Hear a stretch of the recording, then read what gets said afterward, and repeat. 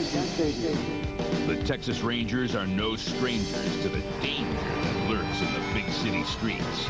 Tuesday night, these Texans took another painful postseason punch, again by the gloved hands on the back of Bernie and his Bronx Bombers.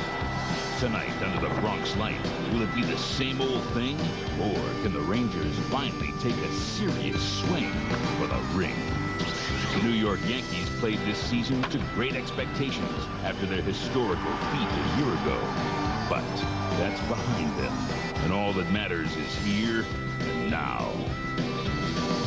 Tonight, the Rangers and the Yankees will be chasing something in the New York night. Chasing something.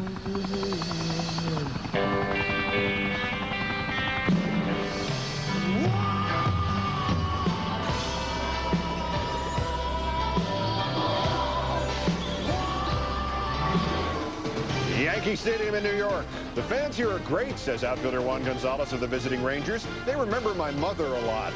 Hey, it's a family kind of town. You got a problem with that? Say hi to your mom, Gonzalez. Say bye to the Bronx, Bernie Williams. From Fox Park, where every day is Mother's Day. It's the American League Division Series Game 2 pregame show alongside Steve Lyons. I'm Keith Olbermann, and to reverse the old line, Ray Miller gone, Red Sox going, Rangers may be going. And for the Red Sox, you can probably complete that sentence, going, gone. Really tough for them. They've lost 17 out of 18 playoff games. That borderlines on the unbelievable. And as far as the Texas Rangers are concerned, I know it's just the second game of this series, but they are starting a lineup tonight, and only one guy in that entire lineup has a hit so far. Yeah, but we got 8 no-100 hitters. Just like me. Meanwhile, in our best Beltway political terminology, Ray Miller is no longer twisting in the wind. He's no longer manager of the Orioles either, even after he agreed yesterday to waive the deadline for the O's to exercise their option on him for next year. Today, they fired him. The Washington Post says the list of possible successors starts with Don Baylor and Tom Trebelhorn, extends to Jim Riggleman and Phil Garner, although sources close to Garner tell us he's likely to wind up in Detroit. The Baltimore Sun suggested the other day that the O's still have eyes for Jim Leland, who just retired from the Rockies. Speaking of just retired, there are the Red Sox. Pedro Martinez's back strain becomes somewhat academic if their season is over on Saturday. The matinee at Jacobs Field doesn't look like it hurts right now, huh? Well, that's because it's still a ball game at 3-1 Indy, 6-1 Indy. Harold Baines, 3-run homer off Brett Saberhagen, and then in the fourth, bases loaded for the finisher, Jim Thome. What a big-time, big-game performer he is. Third all-time in championship series home runs. As long as he thinks the other way, he can jump all over a breaking ball like he did last night and crush a triple fastball like that. Indians 11, Red Sox just watching. Saturday at Fenway, it comes down to Ramon Martinez and Dave Burba. As to Pedro, he might pitch Game 5. Unfortunately, Game 5 might be in April. Travel day in the NL. Finley drove in 5 late last night. Diamondbacks tied up the Mets. They resume tomorrow in New York, as do the Braves and Stros in Houston. It's not too tough to parse the playoffs so far. The Mets and Astros each got the road win they needed. The Red Sox did not, and the Rangers may not. Yeah, and whatever happened to pitching and defense winning championships? We've seen big errors from Valentin, Caminiti, and Greer. Even though Greer's was ruled a double, he lost the ball on the lights. And no pitching out of the big three that you'd see. Johnson, no wins. Maddox, no wins. Pedro, no wins. They had 59 between them during the regular season. Our pregame coverage continues in a moment. We'll try to figure out the enigma of Bernie baseball and why the Yankees might trade him. Rick Helling will try to figure him out, too. We'll resume in a moment. The New York newspaper Newsday today quotes an unnamed executive with a National League team who says the Yankees are shopping Bernie Williams. We've been given the impression that if we wanted him, we could get him. Why? After he opened the division series with 6 RBI Tuesday night. Money. The Yanks will need a lot of it to re-sign Derek Jeter. They may want to pursue Griffey, Alex Rodriguez, Sean Green. They think they have another center fielder in prospect Alfonso Soriano. The timing of the story is amazing. Just when it appeared Williams had erased his 1998 image of having sleptwalked through the entire postseason. Something was wrong. In last year's division series, Bernie Williams was 0 for 11, struck out 4 times, even in the LCS against the Indians when he hit .381. 7 of those 8 hits were singles. And after one game in Cleveland, he and his agent Scott Boras were seen walking out of Jacobs Field onto the streets of downtown less than half an hour after the game ended. Williams followed that performance with a 1 for 16 World Series nightmare, even as the Yankees swept the Padres. Totals for the postseason, 9 for 48, a 188 batting average, and an uncharacteristic aloofness for this reserved, modest, but hardly unapproachable, well-spoken, and polite man.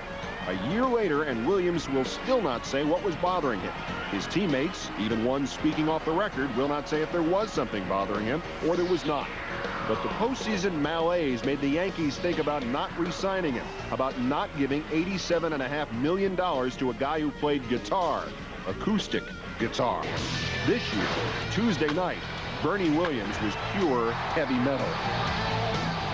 Of course, I thought they were going to trade Andy Pettitte, too, right? Yeah, and it's a good thing they didn't do that, and he is your Game 2 starter right here. Sometimes you have to light a fire under a guy. I'll tell you what, Andy Pettitte is a guy, if he's going to be successful against the Texas Rangers, he has to go back to doing what got him here. Throw the ball inside, his breaking ball down and in, and that fastball and cutter up and in on the hands. Here's a breaking ball down and in. Tough to hit that pitch for any right-handed hitter, but Andy, if he tries to go away, isn't as good. Leaves the ball out over the plate here. He doesn't have the command of the outside corner of the plate like Tom Glavine does. Once again, this ball's supposed to be in. It's left out over the middle of the plate, and it gets hammered into the seats. Now, if I'm the Texas Rangers now, here's once again Pettitte going down and in with a breaking ball. If you're the Rangers, Juan Gonzalez, one of the best pull hitters in the game, cheat a little bit. Look inside. You know he's going to come in there, look for the ball in there, and try to pull the ball over the left field fence. Same thing for Pudge Rodriguez. Even though he's better when he thinks going the other way, he's a guy that loves to cheat and look inside if he thinks you're going to go in there. And Todd Zeile, they got to get him going too. One of the best pull hitters on this team. He knows that Pettitte is going to come in there, go ahead and look in there, and just hit the ball. Here, two guys on these teams, two of those three guys on the Texas Rangers got to get going. You cannot go through this series having just one guy in your lineup have hits. Andy Pettitte likes to say the best trades are the ones you don't make. And that's why I'm still here. His stats will back him up, in fact. For Steve Lyons, I'm Keith Olbermann. Please stick around and watch him prove that cliche. Tom and Bob are next. In a moment, let us, all of us, take you out to the ball game. Yankee Stadium opened in 1923 and has been the home to 24 World Championship teams. Tonight, the venue for Game 2 of this division series. For Pudge Rodriguez and company, they're in desperate need of a single run, a single win. Meanwhile, for the defending world champs, the beat goes on. 8 runs in the opener, and they look to go up 2-0 here tonight. And a pleasant good evening to you. Alongside Bob Brenly, I'm Tom Brenneman. Welcome to playoff baseball here on Fox. Bobby, they call it the house that Ruth built. But for the Texas Rangers offense, they haven't looked anything like Babe Ruth. Well, they've swung the bats a little more like Dr. Ruth against the Yankees in the postseason. This is the high-powered offense of the Rangers that led Major League Baseball in batting average throughout the regular season. You see the numbers against the Yankees in division series play. They just have not been getting it done. And, of course, they're trying to figure out Andy Pettitte and jumpstart this offense. We asked Johnny Oates about that today. It's been that way for a while here in New York, that we get the bases loaded in the first inning and we're unable to capitalize on it. And I think one big base hit would get it started to get us relaxed a little bit, and then maybe the dam would break loose after that. And to try and do that, Bobby, against Andy Pettitte in this ballpark has not been an easy task for the Rangers. Well, Andy Pettitte, a good big game pitcher, and he's done an outstanding job pitching here at Yankee Stadium, his home ballpark, in 6 starts in the postseason against Texas, or in his career against Texas, a perfect 5-0. You see the fine ERA. It has not been the same down in Texas. Therefore, Joe Torre starting him here in Game 2. Roger Clemens will get the nod for the Yankees in Game 3. Another rabid crowd on hand here tonight in the Bronx. The first pitch coming up. You're watching playoff baseball on Fox. At first base. Crowd, as always, at Yankee Stadium when the playoffs come around, and here come the defending world champions.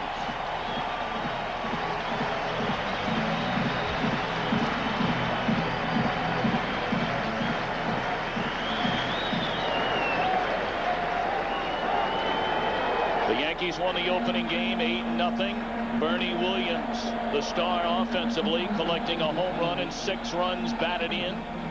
They had Knobloch and Jeter and O'Neill setting the table the entire game. And El Duque allowed only 2 hits in 8 shutout innings. But tonight we begin anew in the Budweiser starting lineup for the American League Western Division champion, Texas Rangers. A lineup change up and down the batting order by Johnny Oates. Royce Clayton leads off at short, only the 3rd time he's batted in the leadoff spot all year. Rusty Greer in left, Ivan Rodriguez behind the plate. Juan Gonzalez in right field. His numbers against Pettit. Palmeiro, the DH. Todd Zeile at third. Roberto Kelly, the former Yankee, gets a nod in center. Lee Stevens at first.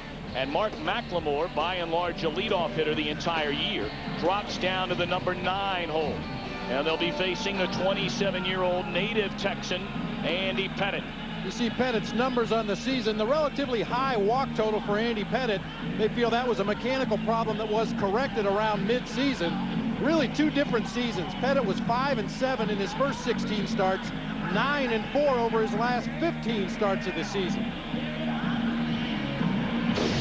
See the scouting report on Andy Pettit. Leads the American League with 69 wins over the last 4 seasons. A big key for Pettit right there, the cut fastball that he runs in on the hands of the right-handed hitters of Texas.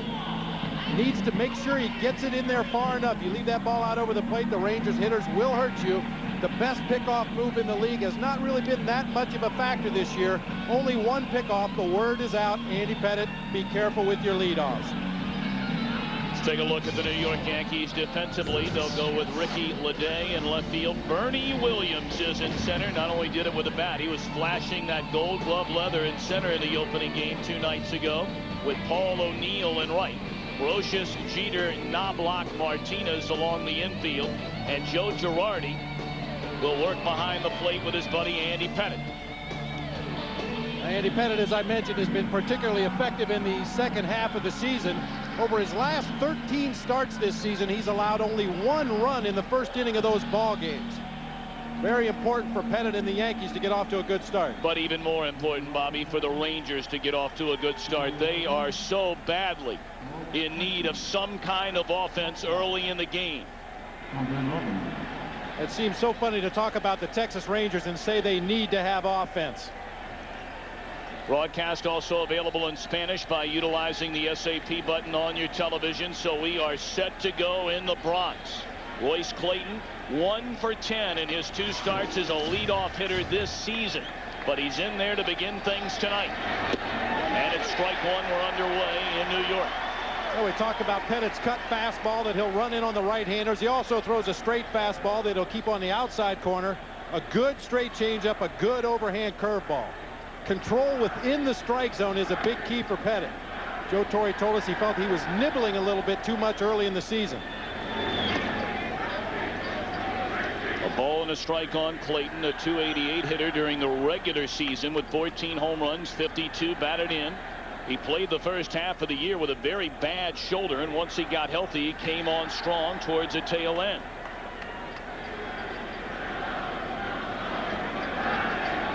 The 1-1 from Pettit. A check swing and a miss. The ball and 2 strikes on Royce Clayton.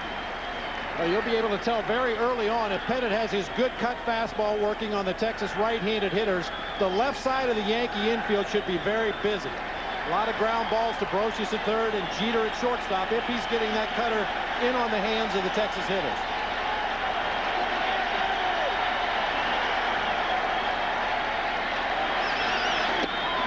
By the breaking ball in the back door, and it missed. 2-2 on Clayton. The last 4 division series games for the Rangers, they have hit .126 and been shut out 3 of the 4 games. The last time they scored a run in a postseason game was on the 30th of September when Rodriguez had a 5th inning single to score Juan Gonzalez. That was against Andy Pettit in game 2. Still 2-2.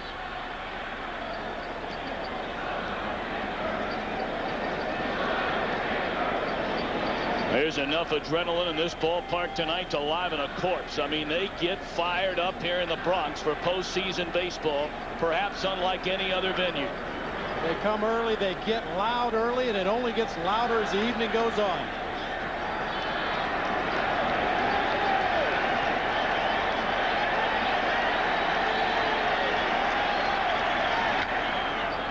Fly ball in the left center field. Williams will wave off Ricky Leday. 1 gone.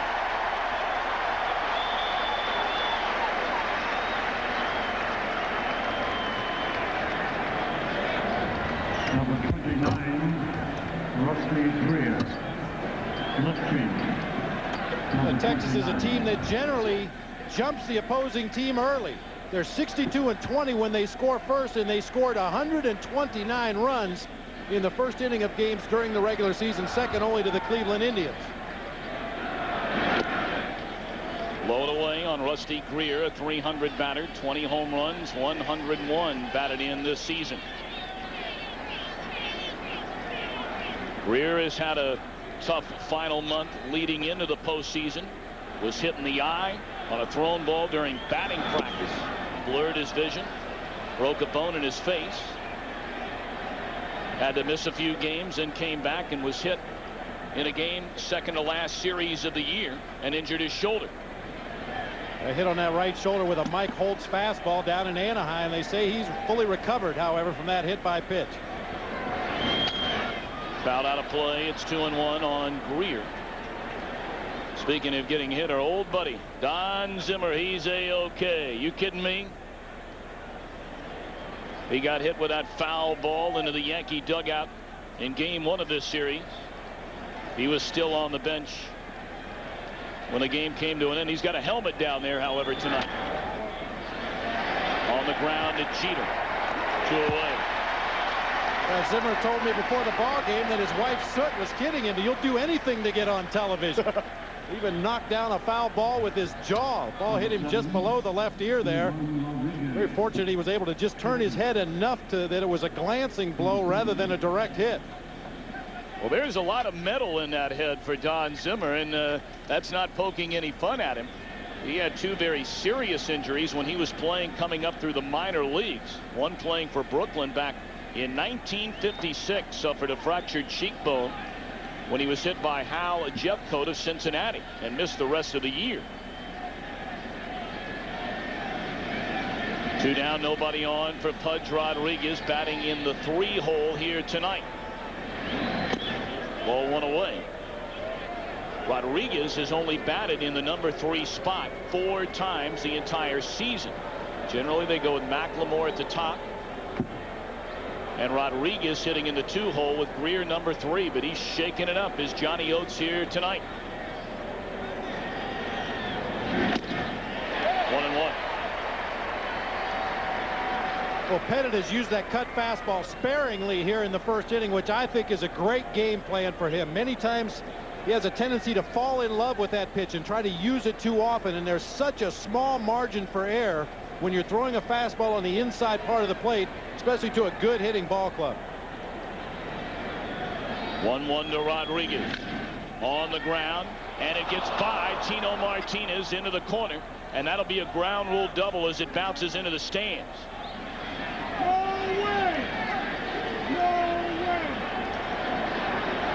Well, now they're sending Rodriguez back to first, and Johnny Oates wants to know what in the world is going on.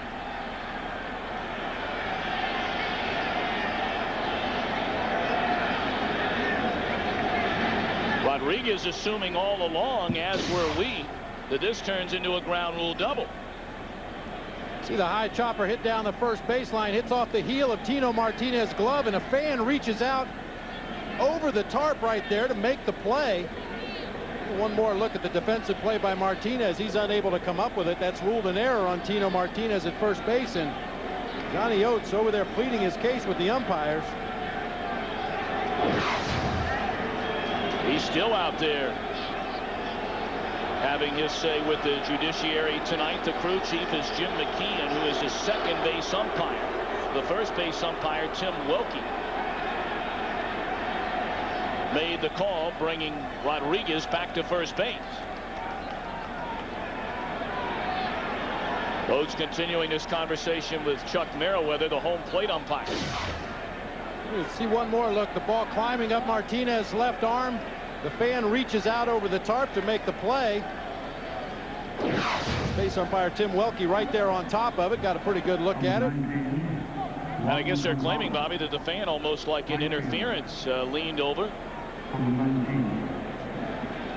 So they will not give Rodriguez second base. An error by Tino Martinez with 2 away here in the opening inning. And now it'll be Juan Gonzalez. Gonzalez, a .326 hitter, 39 home runs, 128 batted in during the regular season.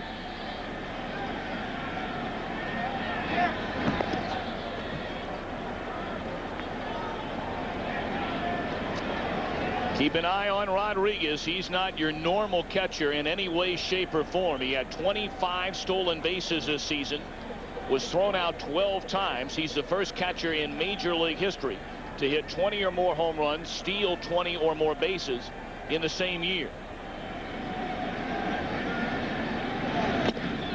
Ball one to Gonzalez.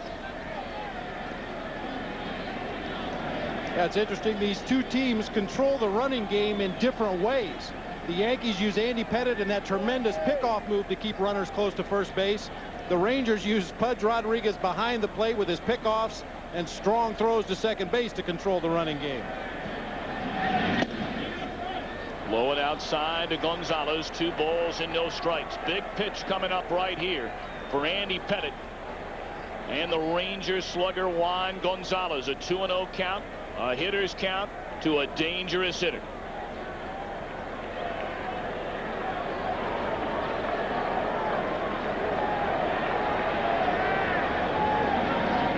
And it's on the way. On the outside corner, Gonzalez didn't like the call by Chuck Merriweather. 2-1. And once again, Pettitte using that fastball on the outside corner. It doesn't really have a lot of sink on it. It tails away from the right-handed hitter a little bit, but it's enough different from his cut fastball on the inside part of the plate to freeze hitters when he's able to hit that outside corner.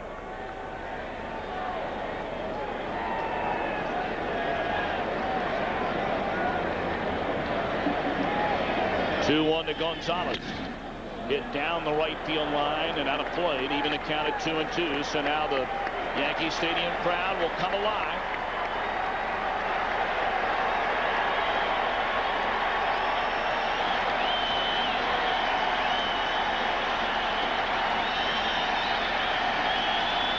Juan Gonzalez name littered all over the batting leaders in the American League. Home runs, RBIs, extra base hits, slugging percentage, and runs scored.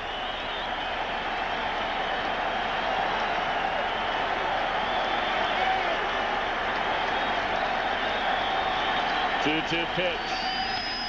Driven hard into right center field. Williams will get it. And the inning is over. The Rangers leave a runner on. The Yankees come to bat against Rick Helling when we return. In professional baseball, of course, he was the interim manager the first 36 games of the season while Joe Torre was recovering from prostate cancer. Here's the Budweiser starting lineup for the lieutenant. Chuck Knobloch leads off in second. Derek Jeter in short. Paul O'Neill in right. Bernie Williams is in center field.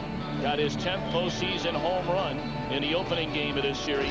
Tino Martinez at first. Chili Davis tonight to DH. Ricky Leday is in left. Scott Brocious at third. Joe Girardi behind the plate, and they're facing Rick Helling. See Rick Helling's numbers on the season. A couple games over 500. The ERA of just under 5. He allowed a major league leading 41 home runs on the season. Major reason for that, he goes up the ladder with the high fastball. If he doesn't get it up high enough, it becomes a very hittable pitch. He complements that with a very nasty overhand curveball. Defensively for the Rangers, it'll be Greer, Roberto Kelly, the former Yankee in center, Juan Gonzalez in right, Seal, Clayton, McLemore, Stevens, the infield, and a 7-time Gold Glove winning catcher, Ivan Rodriguez, behind the plate for Rick Helling.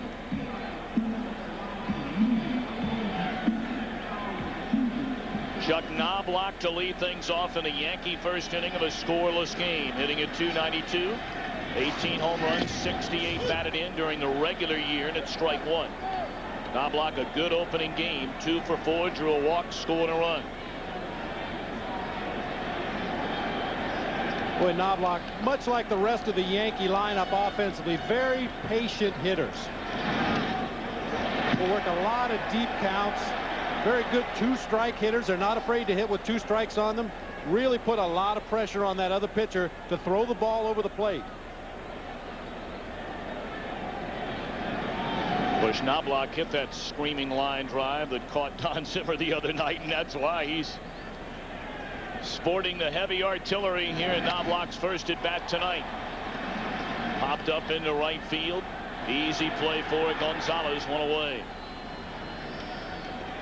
You know, we joke around about it now. It's easy to do because Zim is okay. Well, they're even talking about perhaps putting up some kind of netting or plexiglass in front of the dugouts here at Yankee Stadium. You see Don Zimmer being carried back into the clubhouse the other night. A very scary moment for everybody. Nobody more relieved than Chuck Knobloch, the guy who hit the ball that hit Popeye over in that first base dugout. That's baseball, that face. He is baseball. The man has never drawn a penny in any other occupation other than baseball. Derek Jeter fouls it out of play. Second leading hitter to Nomar Garciaparra in the American League this year. 349, 24 home runs, 102 batted in. Darryl Strawberry, the DH in game 1. His pal Chili in there tonight.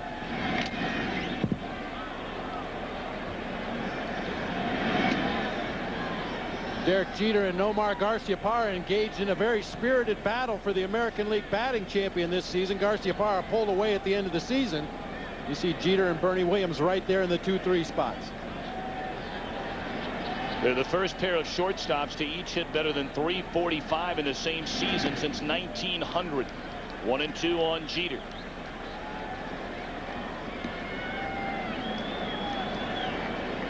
Well, we could talk all day and all night about how special Derek Jeter is as a player, as a person, and how much they love him here in New York. 2-2.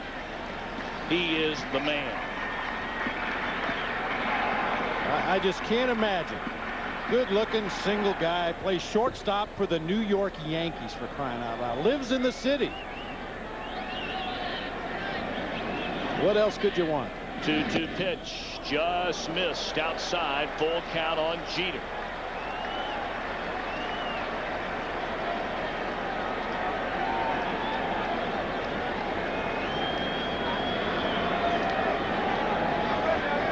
Jeter, only 25 years old, a native of Kalamazoo, Michigan. Here comes a 3-2 pitch. Foul back to the screen. Well, we asked him. Single, good looking, Yankee shortstop. What's it like? You know, I have no complaints whatsoever. The only thing I complain about is the traffic in New York. You know, we're treated as kings. We've won basically every year I've been here. We've been in the postseason. We've won 2 championships. And one thing, if you play for the Yankees and you win in New York City, the whole team is treated like kings. So I have no complaints. I'm sure he doesn't. Popped up into foul ground, and that'll drift out of play.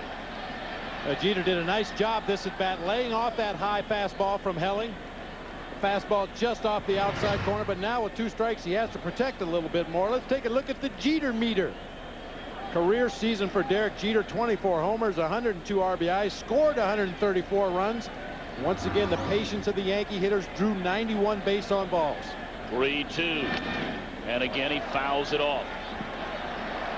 What does this do for a hitter, Bobby, seeing this many pitches in your first at bat? I always felt it was a tremendous advantage for a hitter. The more pitches you can see in your first at bat of the ball game, the better read you get on that pitcher for the subsequent at bats that you're going to have. Also, a better scouting report to take back to your bench.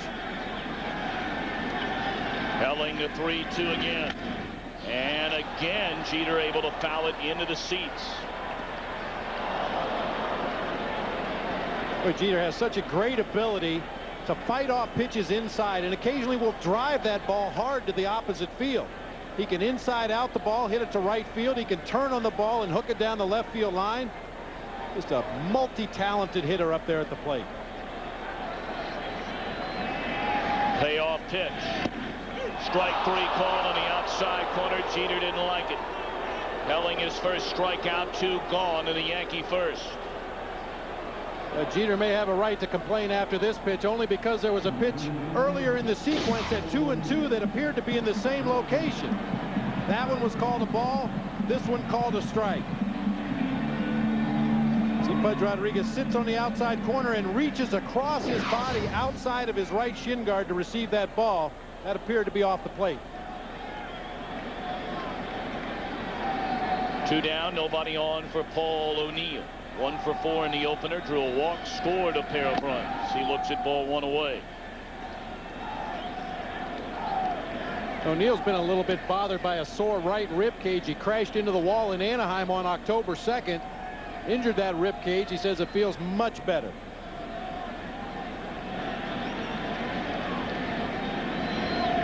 Pitch, and it missed outside. 2 balls and no strikes.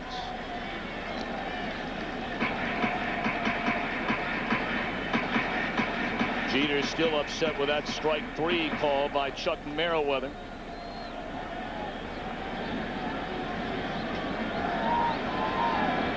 (2-0) on O'Neill, and there's a strike. Chuck Merriweather, the home plate umpire tonight, as you see O'Neill's numbers in his career against Helling. Merriweather has a reputation of being an umpire that doesn't like to ring hitters up on strike 3. Once you get to a 2-strike count, it's got to be a pretty good pitch for him to call strike 3, although the pitch to Jeter appeared to be outside. 3-1. I said Paul O'Neill injured himself against Anaheim. That was against Tampa Bay on October 2nd. He crashed into the wall. And then he got to manage the team. Well, for a while. When the team went in the tank, he went in the training room. Right. He didn't want to take credit for it at that point. 3-1 on Paul O'Neill. The count again is full. 2 batters in a row now, where Helling has gone to 3 balls and 2 strikes. But this guy's a horse, Bobby. He will take the ball, and he will carry you deep into a game. Well, and he's had to throughout the season for the Texas Rangers, along with Aaron Seeley, Game 1 starter, Rick Helling. They've been the horses of this staff. They've had to throw a lot of innings, a lot of pitches this year. Hit down the left field line, slicing into the stands. This is another thing the Yankees offense will do to an opposing pitcher. Force you to throw a lot of pitches, foul off those good pitchers' pitches around the edge of the zone. Force you to throw one more pitch, hoping that you'll make a mistake over the middle of the plate where they can really hurt you.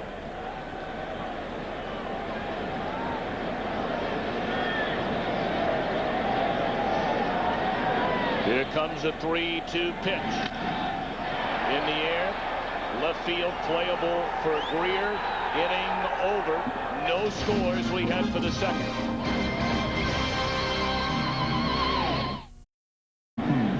Back in the Bronx at Yankee Stadium, no scores. The Rangers come to bat here in the top half of the second inning against Andy Pettitte. Rafael Palmeiro to lead things off. .324 hitter during the regular season. 47 home runs, 148 runs batted in. Strike 1, Randy Johnson calls Rafael Palmeiro the most underrated player in the history of baseball. That takes in a lot of players. It's pretty high praise. Yes.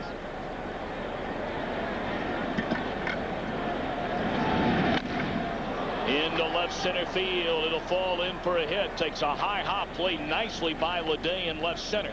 And he'll hold Palmeiro to a leadoff single. Palmeiro still somewhat hobbled by that double knee surgery that he had back in the spring. Sweet swinging Rafael Palmeiro took an inside pitch, inside outed it into the gap in left center field. That ball did take a very unusual hop out there, almost got by Ricky Leday in left field. Palmeiro slams on the brakes and hangs on at first base for Todd Zeile. Zeile, .293 hitter during the regular season, 0 for 3 in the opening game with that big strikeout. He also drew a walk, and he takes down low and in for ball 1. Many will tell you that Zeile is playing far less than at 100%. A number of these Rangers have been hit with a flu bug here the last couple of days. Zeile also battling an injury to the rib cage. It affected him at the plate and in the field in the opening game. 2-0.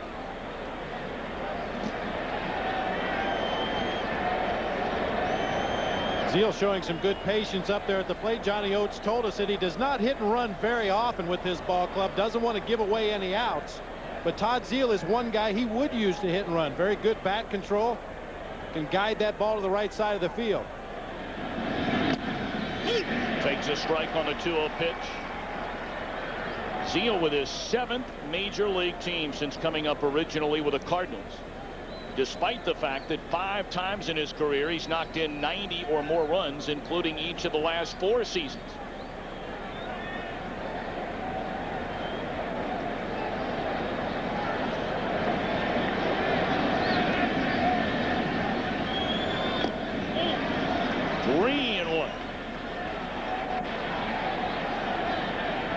Great hitters count right here. When Pettit has fallen behind in this ball game, 2-0, 3-1, he's basically gone to that fastball on the outside corner down around the knees.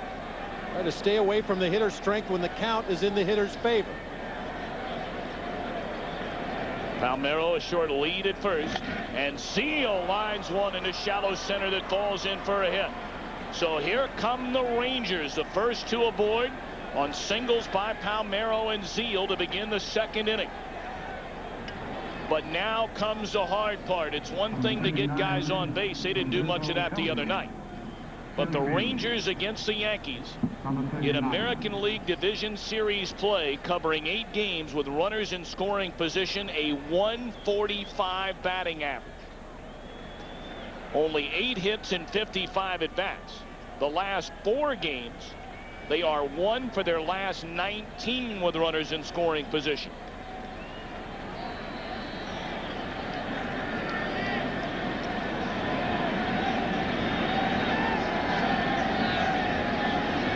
Roberto Kelly fouls it back out of play. Well, the last Texas run we talked about in the playoffs against the Yankees, game 2, Andy Pettit on the mound in the 5th inning. A base hit by Ivan Rodriguez. Scored Juan Gonzalez.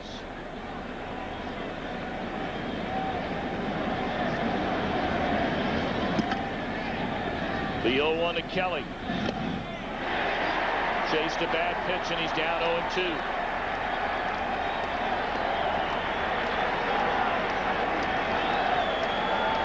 This is where you would anticipate Pettit either trying to bury Kelly inside with that cut fastball or perhaps even bouncing a curveball on the plate. Kelly very much a free swinger, as he's demonstrated in this at bat.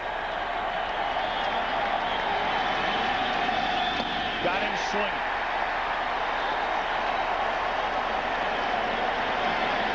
Now that was the cutter. Just off the plate inside far enough that Roberto Kelly cannot get the head of the bat on that ball. It just continues to cut inside. Starts out over the plate, where as a hitter you think you've got a pretty good chance to get the head of the bat on. That ball just continues to bear inside. See that rotation, kind of not a perfect backspin on that ball. It has a little side spin on it as it comes up there. What the pitchers call a cut fastball. It's not straight. It moves just enough to get off the head of the bat down onto the hands of the right-handed hitter. 2 on, 1 out for Lee Stevens. And he's down a strike. Stevens 0 for 3 in the opener, drew a walk, also struck out. Very good numbers again for Stevens during the regular season.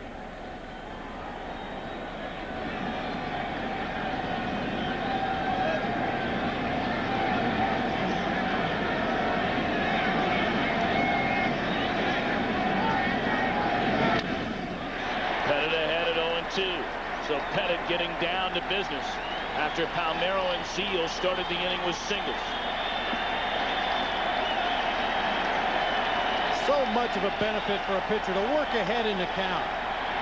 Now with 2 strikes on the hitter, Pettit can go a variety of different ways on the left-handed hitting Stevens. Bounce a breaking ball, jam him inside with the 4-seam fastball. I mean, he can afford to throw a couple of pitches out of the strike zone here, try to get Stevens to fish. See the numbers against Andy Pettit in his career for Lee Stevens. Palmeiro at second, Zeal at first, and now Andy Pettit calls Joe Girardi out in front of the mound to make sure they're okay on the signs. Joe Girardi very much a calming influence, not only on Andy Pettit, but the entire Yankee pitching staff. Veteran catcher, great receiver, great caller of a game. Has that ability to get inside that hitter's head and kind of guess what he's looking for and then throw the opposite. That's what that engineering degree from Northwestern will add up for you. 0-2 to Stevens. Fastball up and in, moves him back off the plate. And nothing pretty about that one. That was just a rare back 4-seam fastball up and in, designed to push Stevens off the plate. He may even double up, come back inside again with a fastball to set up that outside corner for the finishing pitch.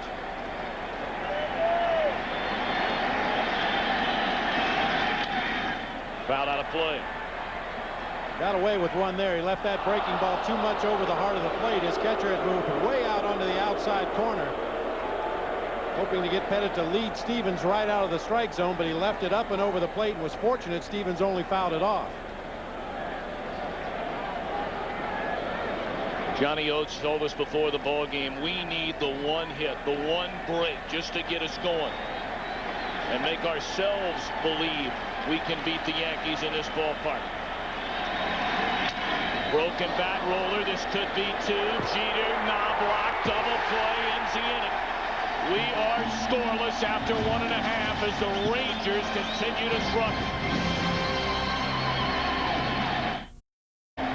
Back at Yankee Stadium, no scores. We head for the bottom half of the second inning. Well, now that's big time there. Henry Kissinger, the Secretary of State for many years, and they ought to go ahead and name Ivan Rodriguez as the Secretary of Defense. Not a bad cabinet. He'd get my vote. By far the best defensive catcher going in Major League Baseball, and has been for the last several seasons. Bernie Williams to begin things in the Yankees' second against Rick Helling. It's ball one. What an opener for Bernie Williams. 3 hits, 5 at bats, a home run, 6 runs batted in game one.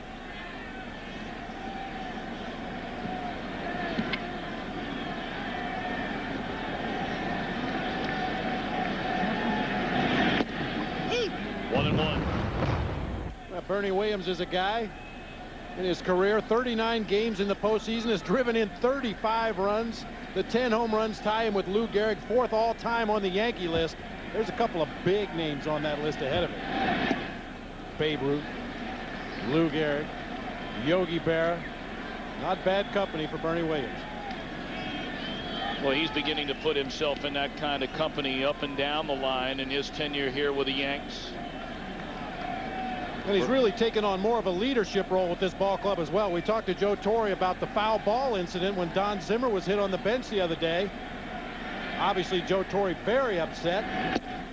Bernie Williams was the player to come down the bench, sit down next to Joe Torre and say, "Are you still with us? Are you all right? Are you still with us?" Joe Torre said he needed that at that point. He needed somebody to come down and shake him out of that funk that he fell into when his buddy Don Zimmer was hit with the foul ball. 3-1 to Bernie Williams. It's fouled back out of play.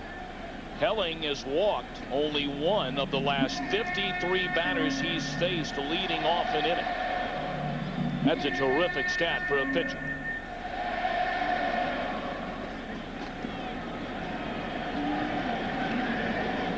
Butch Rodriguez wearing catcher cam for us tonight here on Fox. And you get a look at this 3-2 pitch to Williams that he takes for strike 3, and he knew it.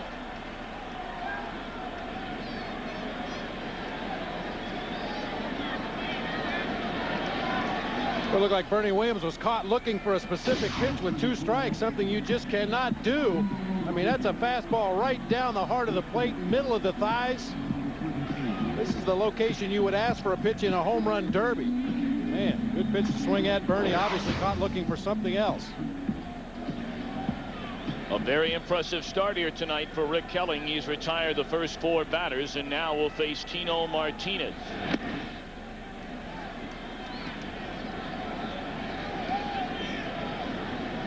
Martinez hit 6 home runs during the regular season against the Texas Rangers. Went 1 for 4 in the opener. He lifts that ball into left field, playable for Greer. 2 up, 2 down.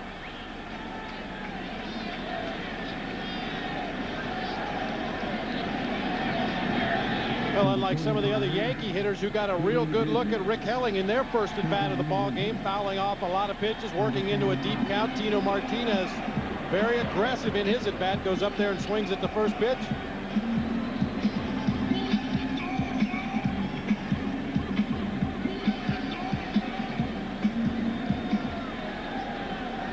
Now Chili Davis, designated hitter here tonight. Strawberry, the DH in game 1. Chili 19 home runs, 78 batted in during the regular season.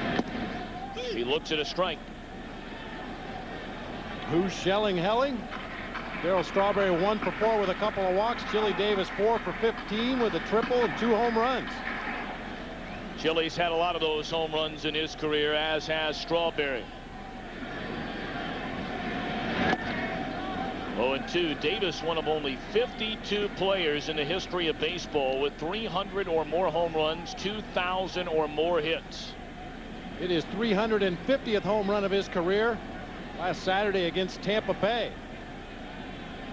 That was a teammate of Chili Davis's very early in his career. Back in 1985, they said he was done. Well, he's done here in a perfect inning for Hellig. We move to the third, no score. Back after this word from your local Fox station.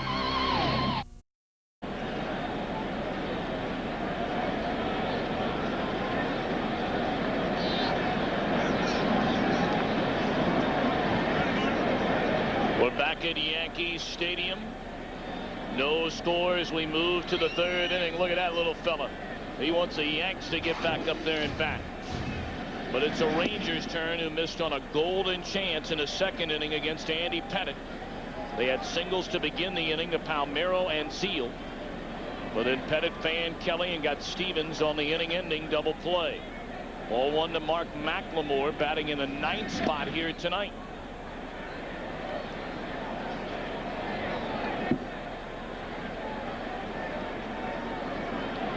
See, McLemore has struggled against the left-handers this season, but ahead here in the count at 2-0. 2-1.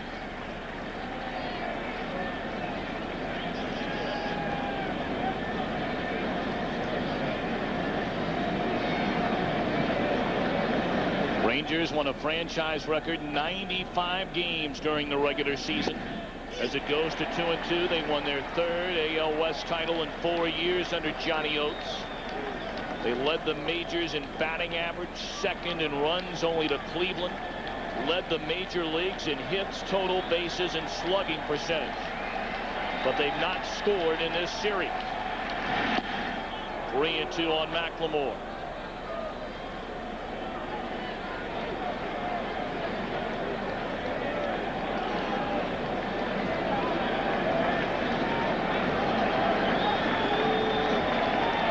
Pettitte with a line and a 3-2. Got him swinging. Second strikeout of the game for the Yankee left-hander. You know, Tommy, look back to that first inning. Pudge Rodriguez with the hard ground ball down to Tino Martinez at first. The ball bounces off of Martinez's glove and over into the stands where a fan reaches onto the field. Now, according to the rule book, 6.09 section G, any fair ball deflected by the fielder into the stands, all runners shall be entitled to advance 2 bases. But as you can see, the fan reaches over into the field of play. Now another rule takes precedent. Rule 2.00 section D. Spectator interference if a fan reaches onto the field to touch a ball, 1 base. And of course, whenever you see a fan here at Yankee Stadium reach over into the field of play, it brings back memories of game 1 in that 96 championship series, down 4-3 in the 8th. The disputed home run. And Jeffrey Mayer leaning out over the wall, furious. Was Tony Tarasco out there in right field. Woulda, coulda, shoulda for Baltimore.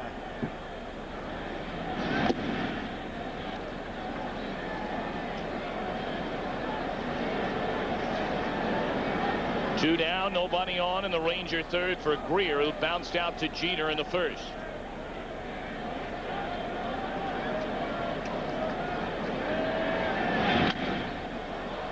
In the air, down the left field line, Leday in the corner, and it's into the seats. You can see only 318 down that left field line here at Yankee Stadium. It juts out quickly and gets very deep into the gap in left center at 399. But this area right over there in the corner, you can get some cheap home runs down that direction. Rusty Greer almost had home run distance on that lazy fly ball down the left field line. 1 ball, 1 strike to Greer. Fly ball into left. Leday drifts. He's got it to retire to side.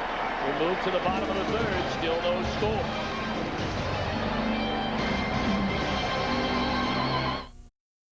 Let's look ahead to tomorrow's game. Our friends at ESPN, it'll be Atlanta at Houston, game 3, the opener in the Astrodome. Then the Arizona Diamondbacks. Buck Showalter's team returns to New York to visit Shea Stadium in the Mets. Bob Costas, Joe Morgan will have that one on NBC. And then, Bobby, you and I on Saturday will be on hand for Game 3. Cleveland roughing up the Red Sox earlier today, 11-1 to take a 2-0 lead in that best-of-5. Big emotional lift for the Indians. First of all, to get Pedro Martinez out of that ball game last night and mount a rally, win that game, and then they carried it right over into today's ball game, hammering the Red Sox 11-1. Ramon Martinez will start that game, Pedro's older brother. And he'll be facing Dave Burba. Here we go in the Yankee third. No score in the game. And it's ball one outside to Ricky Leday. The Yankees in search of their first base runner of the night. We get a look from catcher's cam. The next delivery from Rick Helling to Ricky Leday. Set up on the outside corner. This is a little too far outside.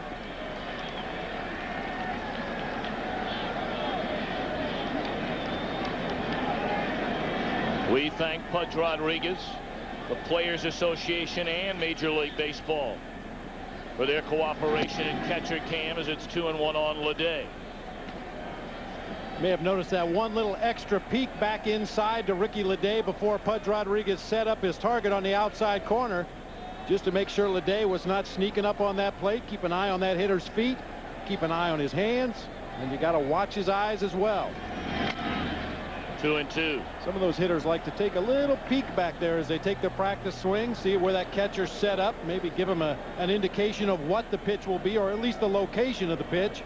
Part of the catcher's job is to make sure that guy's not peeking back there.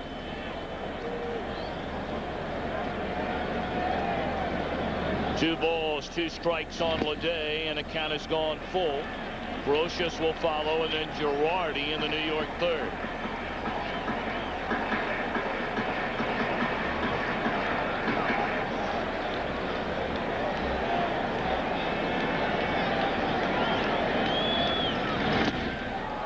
Foul tipped into the mid of Pudge Rodriguez. Fourth strikeout of the first 7 Yankee batters that Rick Helling has faced. Generally, Helling gets most of his strikeouts on the big breaking ball, but he's been getting them tonight with fastballs. Challenges Leday down low in the strike zone here. Foul ball directly into the mid of Pudge Rodriguez. He barely changed the direction of that pitch, went directly into the catcher's mitt. That doesn't always happen. Now Brocious. First pitch swinging, drives one to straightaway center. Kelly's there, 2 away.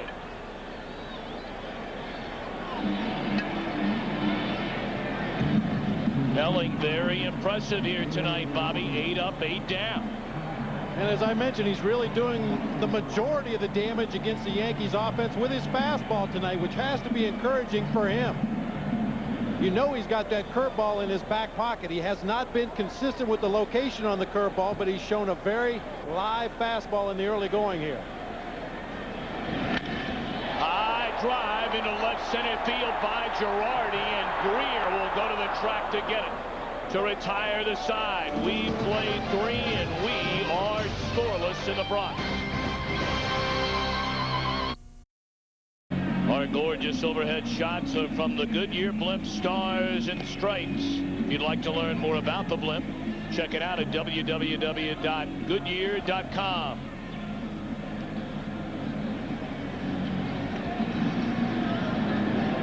Our venue, Yankee Stadium in the Bronx. This ballpark opened in 1923. Had the major facelift back in 1976. And the Yankee faithful hoping for their 3rd trip to the World Series in the last 4 years. The Rangers aren't thinking that far ahead. They're thinking about a run. Pudge Rodriguez to lead it off. On the ground, Tino Martinez. 1 pitch, 1 out. Bobby, what begins to happen? You've been on very good teams and made the postseason. You've been on some bad clubs as well. But Johnny Oates did admit before the game tonight, his team is pressing. Starting to see their frustration. Well, so many great hitters up and down this Texas lineup, guys that have done it on a daily basis for 162 ball games. Suddenly they go into the postseason, and I think each one of them takes a little bit too much of the load. They all feel that they've got to come up with the big hit, try to do too much at the plate. Pudge Rodriguez there chasing a bad pitch down low and out of the strike zone, grounding weakly to first base. I think they need to wrap more gum around that wad and put it in their mouth. I think that's the key right there. That'll get them turned around? Absolutely. Well, if this guy hits a home run, then you could have given Johnny Oates this advice a long time ago. And this guy is Juan Gonzalez. He lined out to center his first time up.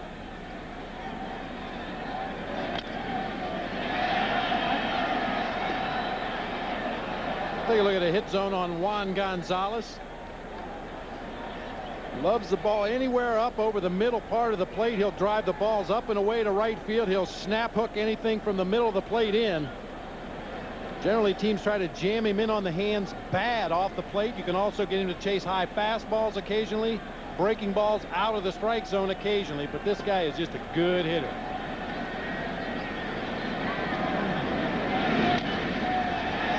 That one up, and it'll drift into the seats. Pettit ahead of Gonzalez at 1 ball and 2 strikes. Boy, he has thrown up some frightening numbers, has Gonzalez. 30 or more homers, 100 or more knocked in, 4 consecutive years, 7 times overall. He has averaged 37 homers and 117 batted in his 9 full seasons.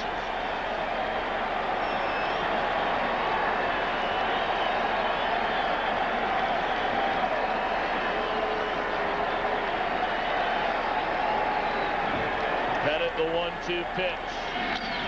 Hit hard into left field. Day at the wall. Goodbye. Juan Gonzalez has put the Rangers on the board for the first time in this series.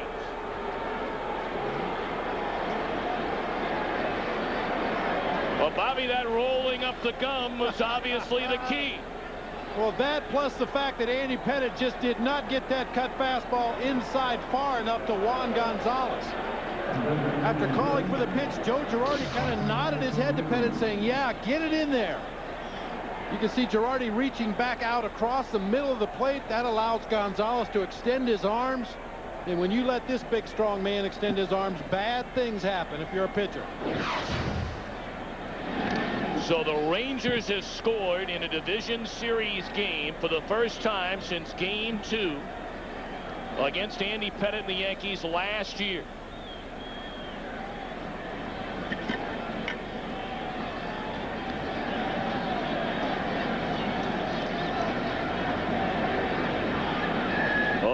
To Rafael Palmeiro.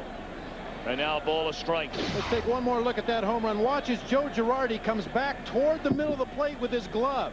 He was set up in underneath the hands of Juan Gonzalez. They wanted to run that cut fastball in there. Girardi reached back out across the center of the plate. That's when bad things happen. 1-2 as Palmeiro fouls it out of play. So Gonzalez, who had the monster division series back in 1996, was held down last year, was 0 for 3 in the opener of this series, but a home run with 1 out here in the 4th has given Texas hope. Rangers lead 1-0.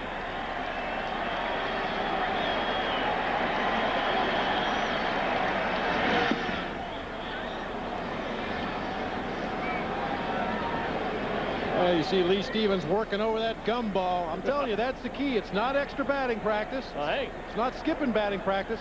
It's how you roll up that bubble gum. No sooner did you say it. Whammo, home run Gonzalez. Johnny Oates may put you on the payroll.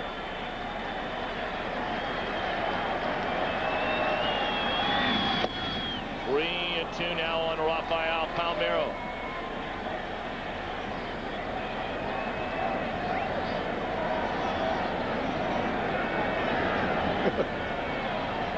Boy, you got it all covered, don't you, big fella?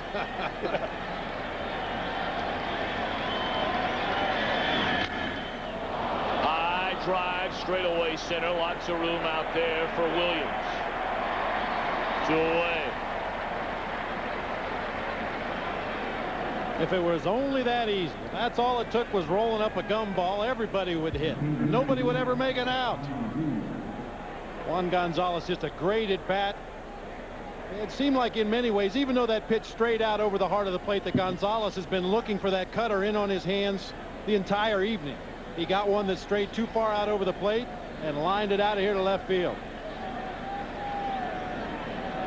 2 down in the inning, and now it'll be Todd Zeile. He singled his first time up into center field. 0-1.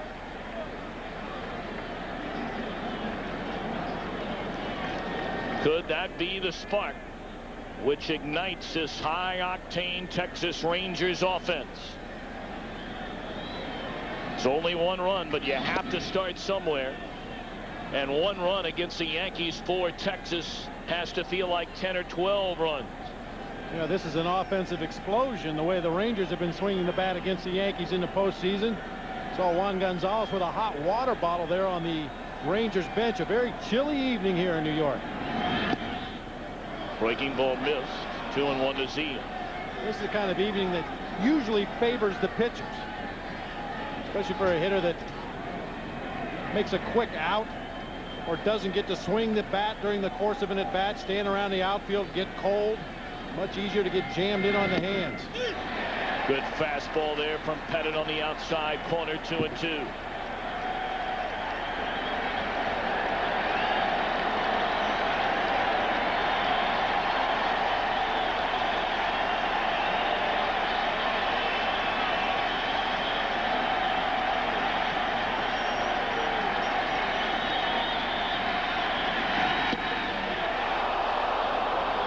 Three balls, 2 strikes. Just off of the outside corner that time, Yankee catcher Joe Girardi, working home plate umpire Chuck Merriweather a little bit right there, was asking him where that pitch was. Payoff pitch to Todd Zeile. Hit hard, but Jeter there, and the inning over, but not before Juan Gonzalez clubs a home run off Andy Pettit to left field. It gives the Rangers a 1-0 advantage. Rick Helling very impressive early on here tonight, a 1-0 lead. Typical Rick Helling outing. No ground ball out so far through the first 9 batters of this game. When Helling breezes over his season profile, his last 5 starts, he's not been particularly effective. He's given up 1 home run every 5 1/3 innings pitched during the course of this season. So far tonight, he's been able to keep those fly balls in the ballpark. The hardest hit ball by Joe Girardi to end the 3rd inning, a drive to the 399 mark in left center. Top of the order for the Yankees. Knobloch to begin things. And he looks at a fastball, strike 1. Knobloch flied out to short right field. And look at the way the Yankees or the Rangers, pardon me, in the outfield play him defensively. Roberto Kelly shaded way over into the gap in right center field. Rusty Greer looks like the Maytag repairman out there in left field all by himself. A lot of ground to cover in left center, and down the line in left field. Is Maytag a sponsor of Fox Sports? I certainly hope so. Well, they are now. Rusty looks very lonely in left field. Let's just put it that way. And Juan Gonzalez in right has cheated over toward the line a little bit. Moves over a couple more steps that way now with 2 strikes on Knobloch. He figures to be more defensive in this count. Will probably hit the ball the opposite field. Down and in and missed. 1 ball and 2 strikes. Knobloch to be followed in the inning by Derek Jeter. And then Paul O'Neill. See, Knobloch has struggled in his career against a Ranger right-hander Helling.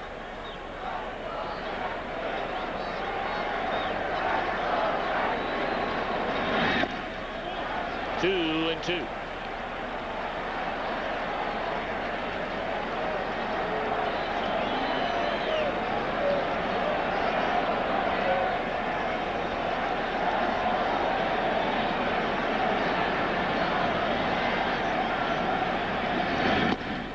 On the inside corner, and Knobloch has words for Chuck Merriweather. 5th strikeout of the game. 4 of the 5 a called third strike. That was not the book on Merriweather coming in. Not at all. And after working middle of the plate away throughout the entire at bat, Rick Helling comes with a tailing two-seam fastball on the inside corner, just locks up Chuck Knobloch. And Chuck Merriweather, the home plate umpire, said that's good enough for me.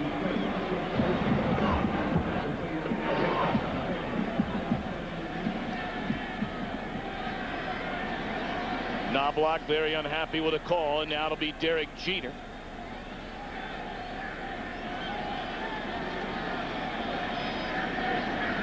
Jeter struck out looking his first time up, and his folks on hand tonight in from Michigan, Dr. Charles Jeter and Dorothy Jeter. It feels a little like Michigan here in the Big Apple tonight. Yeah, we asked Derek about that tonight. He was saying, man, it's cold. That one into right center field, and the Yankees have their first hit. It goes by Gonzalez to the wall.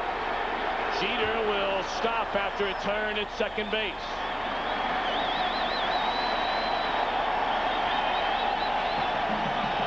It's so tough to defend against Derek Jeter, as I mentioned in his first at bat. He's capable of pulling the ball with authority to left field. He's capable of taking a pitch down and away from him and lining it into the gap in right center. The Rangers defensively had to play him straight up, leaving that gap in right center. Juan Gonzalez can't come up with it, but Roberto Kelly backs up the play. And how do Mom and Dad think about it? That's my boy. It's old school for them, man. I mean, it's old hat. They've been watching him do that since he was about 8 years old in Kalamazoo, Michigan. Now the Yankees have a tying run at second. Boy, and this place is juiced. Strike one to O'Neill. First time tonight Helling has had to pitch out of the stretch. And many times when you work this deep into the ball game before going to that stretch, it takes a couple of pitches or sometimes a couple of batters to make that adjustment to throwing out of the stretch position.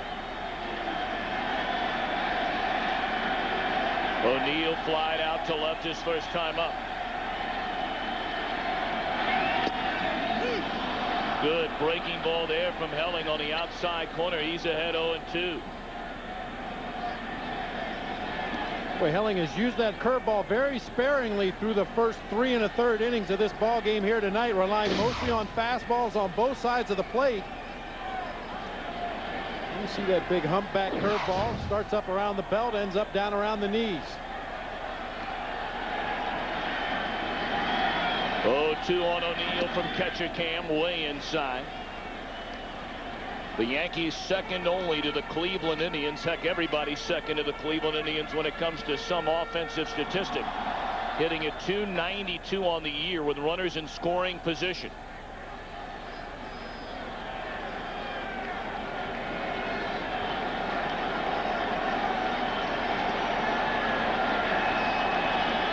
One-two to O'Neill. Full foul. Helling trying to double up on inside fastballs right there. He had pushed O'Neill off the plate with a fastball inside. Tried to come right back in there a second time. This time O'Neill was waiting on it. Smacked that ball foul down the right field line. You see O'Neill's numbers against lefties and righties.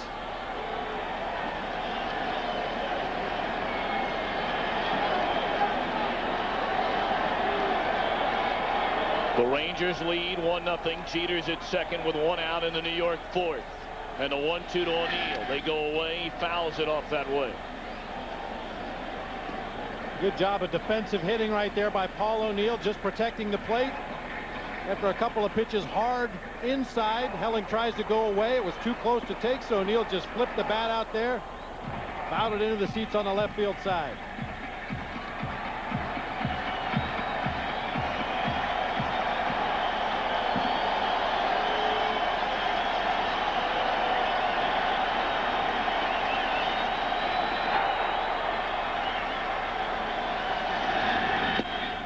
Two balls, 2 strikes.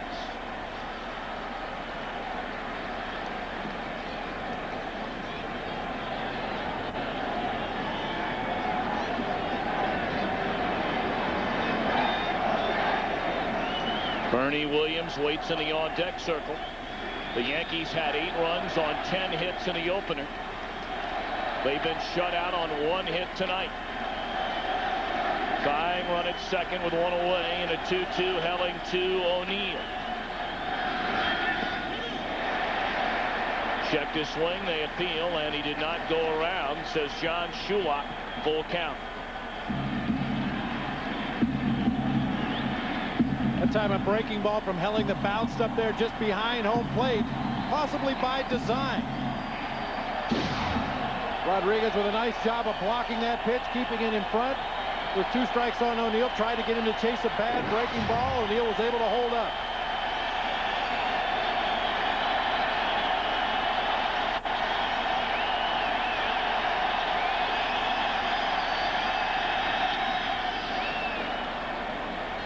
Still 3-2 on O'Neill. Crowd sensing that something big about to happen for the Yanks. Standing and cheering on the 3-2 a moment ago. They'll do it again.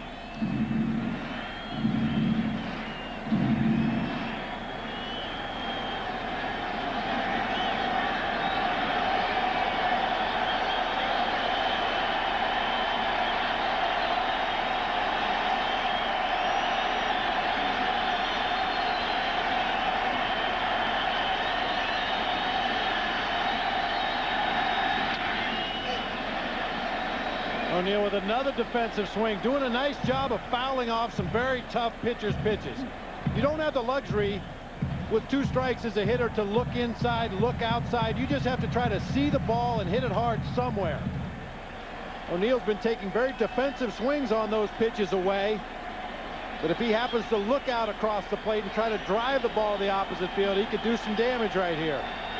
Roberto Kelly in center field has him shaded over into the left center field gap because of the way Helling is pitching to Paul O'Neill. And another foul ball out of play by O'Neill.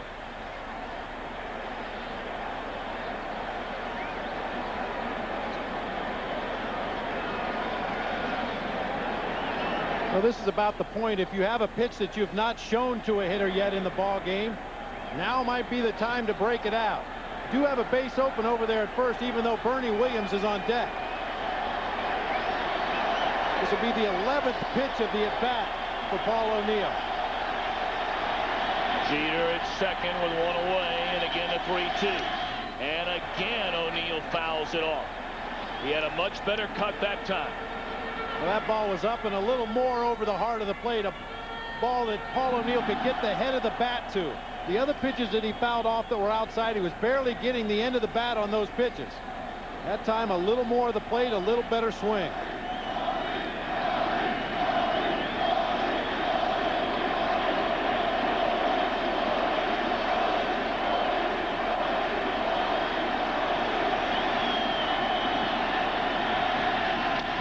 On the ground, Clayton will come to third, and Jeter's out at third. Clayton to Zeal.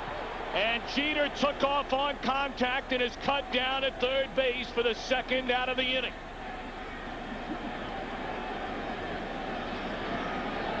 Boy, a rare base running mistake right there by Derek Jeter.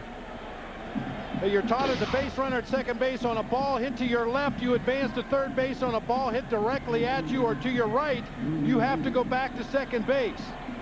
Very close play over there at third base. Clayton took a long time to unload that throw to Zeal. Third base umpire John Shulak, however, rings up Derek Jeter. No reason to try to advance on that ball right there. Very close play indeed at third. Now Bernie Williams with O'Neill at first and 2 away in the inning. Well, because of the deliberate way that Clayton fielded that ball, went down to a knee, stands up, turns, and makes the throw. That made it a much closer play than it had to be, and Jeter may have actually gotten a hand on that bag before Zeal applied the tag.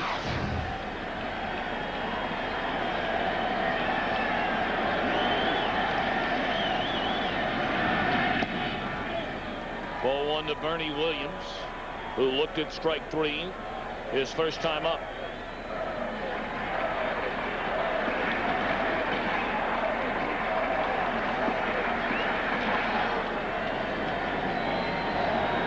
Rangers lead here in the bottom half of the fourth inning, 1-0.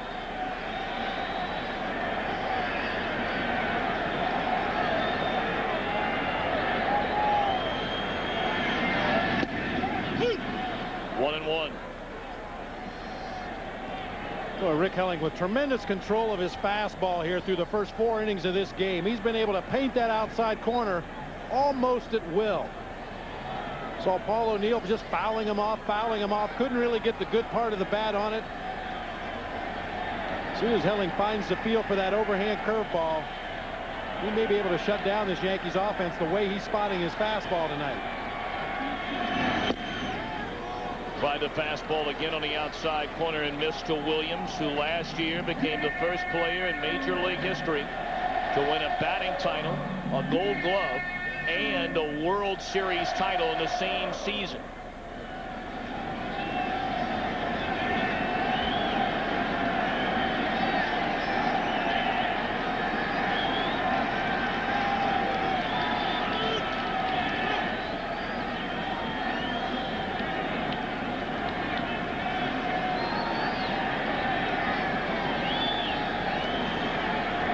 Two balls and a strike. Helling a check and the runner O'Neill at first. Swing and a miss. Count even at 2-2 to Williams.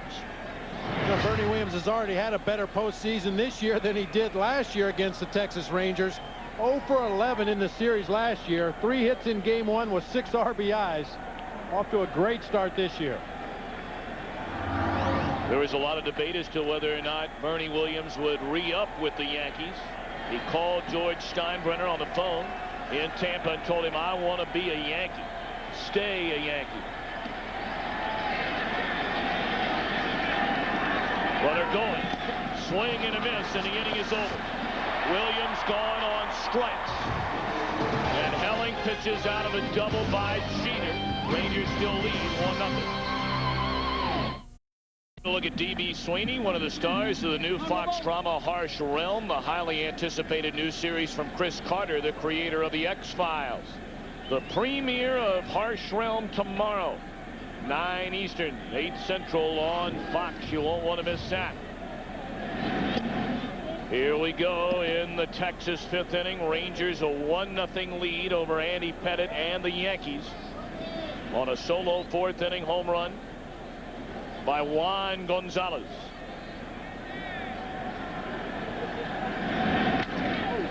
Base hit into center field by Roberto Kelly.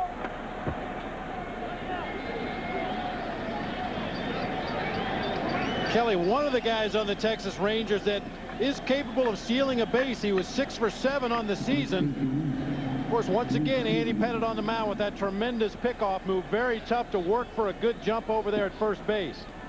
And with the left-handed hitter Lee Stevens coming to the plate, more than likely Johnny Oates would like to give him that hole on the right side. At least a couple of pitches, an opportunity to try to hook the ball through that right side. See the numbers for Stevens here at Yankee Stadium. In many ways, they resemble the Rangers offensively in the postseason at Yankee Stadium.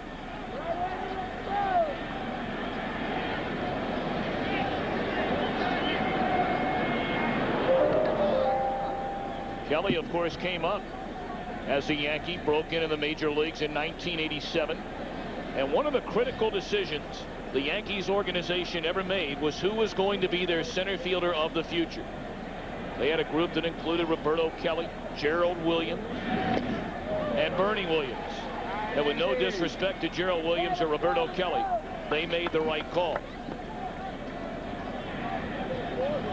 Well, those are things, Bobby, about a franchise that are often overlooked. But they're the difference between having a guy out there who's a franchise player as opposed to having to look for a center fielder for a number of years. Ruben Rivera could even be thrown into that mix. Rivera now playing for San Diego, a perennial prospect, a 5-tool guy that still has not reached his potential. Kelly has had a nice career, but certainly not on the caliber of Bernie Williams, at least to this point.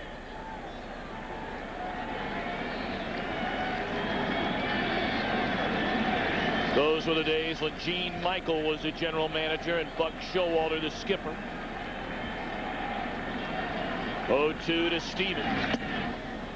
1 ball and 2 strikes.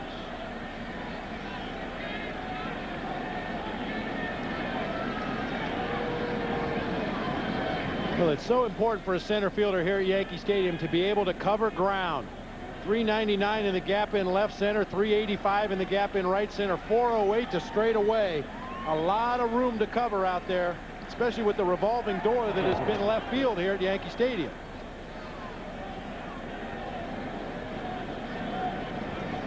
Ricky Leday getting the nod tonight in left field.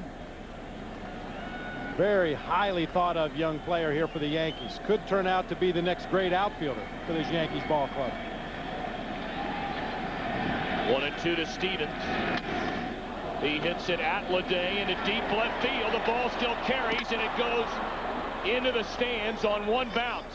That's a bad break there for the Rangers. They will make Roberto Kelly stop at third base on the ground rule double. Boy, and Leday with a terrible jump on that ball. Lee Stevens going to the opposite field hit that ball very hard. Leday did not move immediately. Either he didn't pick this ball up quickly enough or he was just fooled by how hard it was hit. He started to glide on the ball, then it just continues to accelerate, hits off the warning track and bounce up into those left field stands. But a terrible jump on that ball in left field by Ricky Leday. Well, he took a lot of heat early in the season for misplaying balls. He was eventually sent back to the minor leagues before being called back up in June. So now the Rangers runners at second and third and nobody out. Right side of the infield drawn in. Jeter conceding the run at short as McLemore looks at ball 1. Well, McLemore is more likely to hit the ball hard to the left side of the field than he is to the right side of the field. So the Yankees draw the right side in, anticipating a weakly hit ball that way, while Jeter plays back on the left side, as does Brocious at third base. That one outside, and now Pettit has fallen behind McLemore at 2-0 as Ramiro Mendoza begins to get loose. First activity we've seen in the New York bullpen tonight.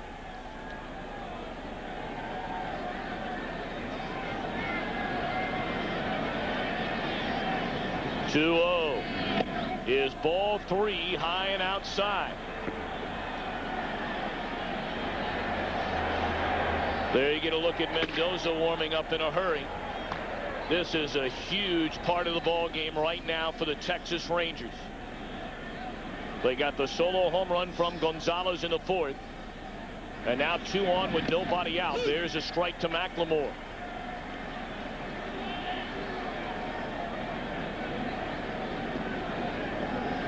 Big pitch coming up right here from Andy Pettit. Obviously very much a hitter's count for Mark McLemore. Pettit's been trying to keep the ball away from him throughout this at bat.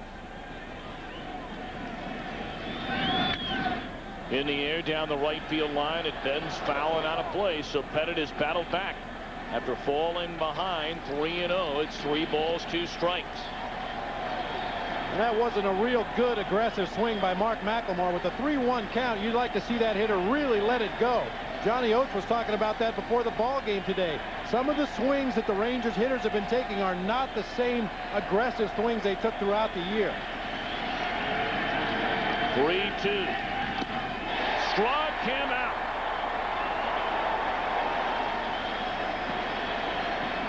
Third strikeout of the game by Pettit, but none bigger than that one right there. Well, we mentioned McLemore, a much better left-handed hitter. Pettit throws that breaking ball just off of the outside corner. McLemore anxious to try to drive home those runs and chases a pitch out of the strike zone for strike 3.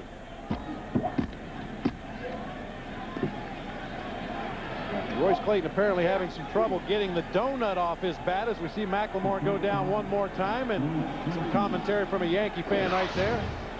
It's not arable commentary. Hey, Clayton's been over there hammering on that thing since strike 3 to McLemore. There were many times in my career I felt like I was hitting with a donut on the bat, but you don't want to do that if you can help it. So what are you saying? You struggled every now and again? Every now and then that bat got real heavy.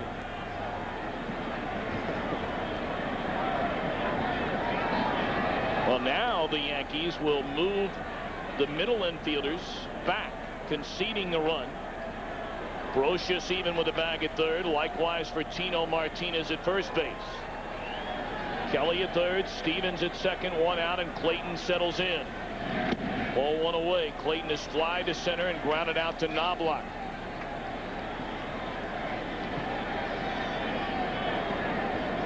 Kelly started the inning with a single to center. Ground rule double into left by Stevens. The Rangers trying to add to a 1-0 advantage here in the top of the 5th inning.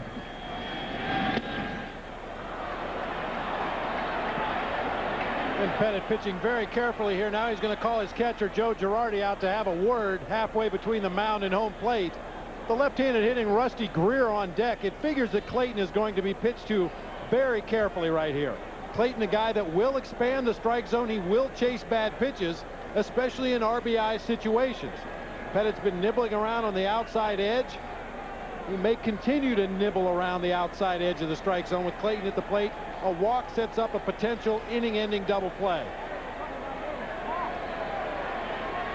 2-0 pitch.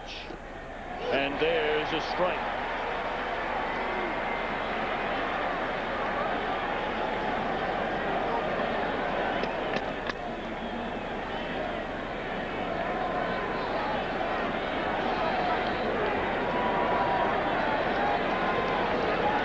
Well, the Rangers trying to score runs has been like trying to balance a marble on top of a beach ball. They so badly need to push across at least one here.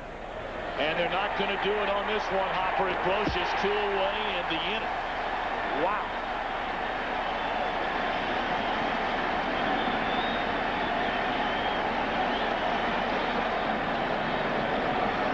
Well, the Yankees conceding the run, playing the middle infielders back. Much easier said than done, but that's a situation where if a hitter just guides the ball back through the middle of the field, play pepper with that second baseman and shortstop.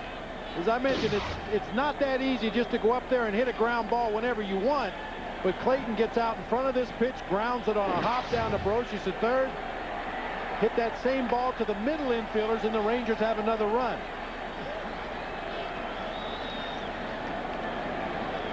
Speaking of a beach ball, one has just come out onto the field and left. They must have overheard us. Well, they were trying to balance a marble on it, and he dropped it onto the field. Make sure we pay that guy off a little bit later on. Runners at second and third, 2 out in the inning. And Rusty Greer, the batter. Pitch in the dirt, blocked beautifully there by Joe Girardi. Ball 1. This is the same thing as driving in a run offensively for a catcher. He just saved the Yankees a run right here by blocking this pitch in the dirt. Actually catches it on a hop. Holds that runner at third base. Saving a run is the same thing as driving in a run. Jorge Posada, the game 1 starter. Rooting on his buddy Joe Girardi here tonight. 1-0 to Greer. On the ground, foul. It's a ball, a strike.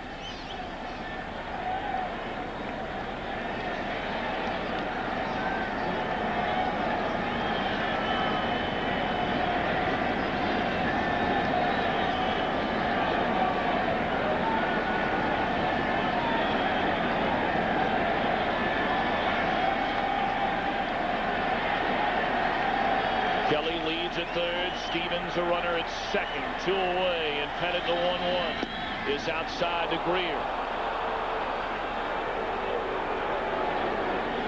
Well, we've talked about the Rangers. Just a terrific offensive ball club during the regular season. Greer, one of 4 Rangers to knock in 100 or more runs. First time that's happened in franchise history. 2-1 pitch. Foul out of play, so now it's gone to 2-2. And this Yankee crowd, after runners were at second and third with nobody out, will now stand anticipating the final out of the inning with no runs for Texas.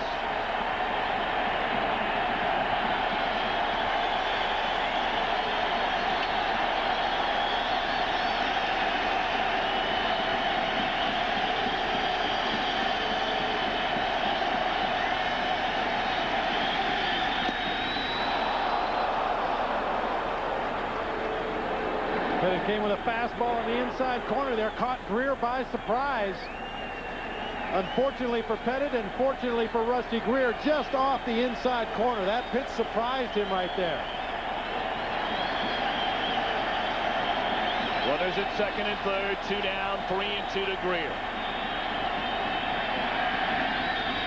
Inning over.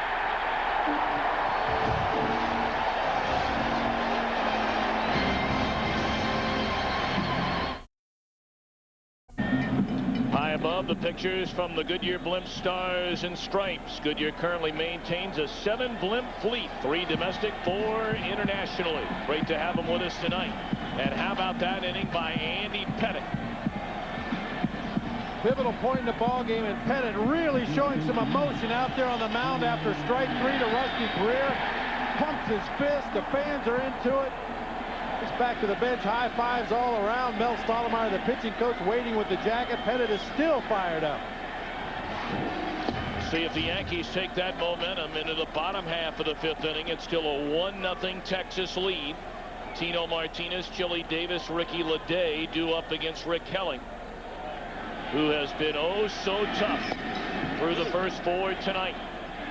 He's only allowed 1 hit, fanned 6, walked none.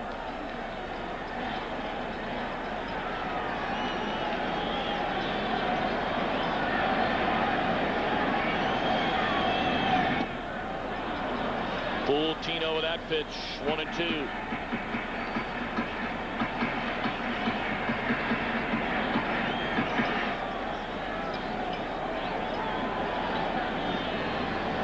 Tino Martinez had his best numbers against the Rangers of any team in the American League this year. 6 home runs against this Rangers pitching staff.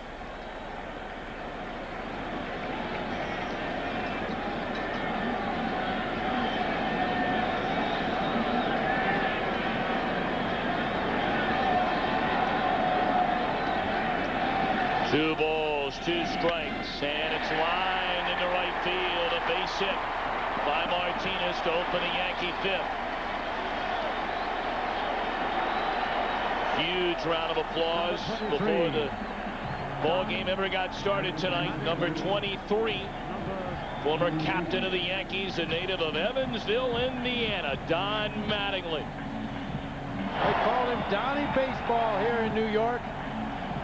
You know, much was made about Tino Martinez coming in to replace Don Mattingly at first base for the Yankees. Could he fill those shoes? Well, he's done a pretty good job. If you look at Don Mattingly's 13 years here with the Yankees, he averaged 137 games a year, a .307 average, 17 homers, 84 RBIs. Tino Martinez in 4 years with the Yankees has averaged 154 games a season, a .283 average, 31 homers and 122 RBIs. But of course, Mattingly, a humble man of grace, dignity, carried on the legacy of the great pinstripe tradition. Boy, always in pursuit of excellence. 1-0 to Chili Davis, leadoff man aboard. And Davis fouls it out of play, 1 ball and 1 strike. There you see Don Mattingly on the left of your screen. Boy, what a professional. Everybody would like to have had him as a teammate. Those are the kind of guys you like to play next to. Who's that guy in front of him there? You ever seen him before? He's a guy that wishes he played first base for the Yankees. Well, Billy Crystal, I think, has done all right for himself. Boy, he loves baseball. Yeah, but how many hits does he have in the big leagues? Not as many as the guy sitting behind him, I'll tell you that. Fouled out of play, 1-2 to Davis. And that last foul ball went up in that direction. You see both guys eyeballing it, and Mattingly ragging on somebody down there that made a bad play. And then Crystal jumps in. Tough crowd up there, man. Well, hey, New York, baby. We're in the Bronx. You're only as good as your last play.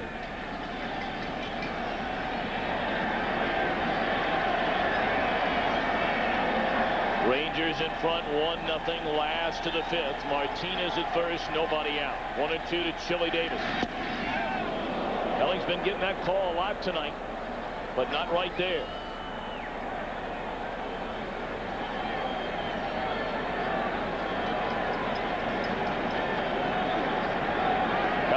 fan 6. 4 of those hitters called out on strikes. Now, through the early going, I think Helling has caught a lot of the Yankees hitters looking for that big curveball. And he's throwing fastballs. His 7th strikeout of the game, his 5th call. Chili may have a pretty good gripe. The pitch before looked closer than that one right there. Well, the pitch before was down a little bit more. This one up.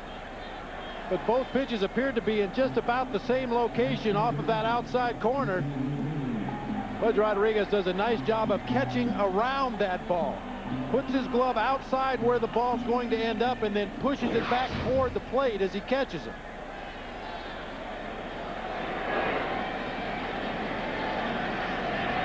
Now Ricky Leday. Leday struck out swinging in the 3rd. Is only at bat, and it's strike 1. Well, that will mess you up offensively as a team. You go into a game with a game plan against a pitcher. And the game plan against Helling was to try to lay off the high fastballs and lay off the curveballs in the dirt. Well, Helling has used very few curveballs in this game, and he's been spotting his fastball down low on both sides of the plate. Boy, he just keeps coming with that fastball, Bobby. It really is amazing to see how many times he's gone to that heater in this ball game. I mean, he's known for that overhand curve. That's his signature pitch. But it's also a pitch that he said himself, some nights he doesn't have a good feel for it. Very chilly here tonight at Yankee Stadium. Maybe his hands are a little cold, just not able to get a good grip on the curveball. 1-1. And a check swing and a miss. Another terrific block on a pitch in the dirt. And when it's a 1-0 ball game, these are huge plays by Rodriguez. And this ball isn't a short hop. This hits out in front of home plate. That ball hit about 6-8 inches out in front of home plate. And with that breaking ball, you're never sure exactly where it's going to go. The batters have chewed up the area around home plate as they come out of the batter's box running down the first baseline. And when the ball hits that far out in front of home plate, you're never sure where it's going to go. Great block by Pudge Rodriguez. You're not surprised? No. 1-2 now to Leday. Did he go? No. They don't even appeal. 2-2.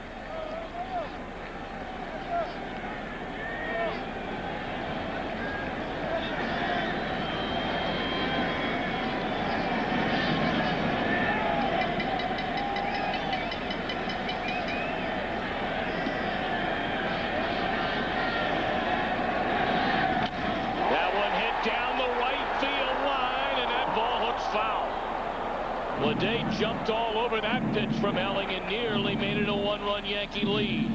Well, you'll always get a big reaction at Yankee Stadium on a ball hit directly down either line. We mentioned earlier 318 down the left field line, 314 down the right field line. Leday gets well out in front of this pitch, hooks it down that right field line. Home run distance, but just foul.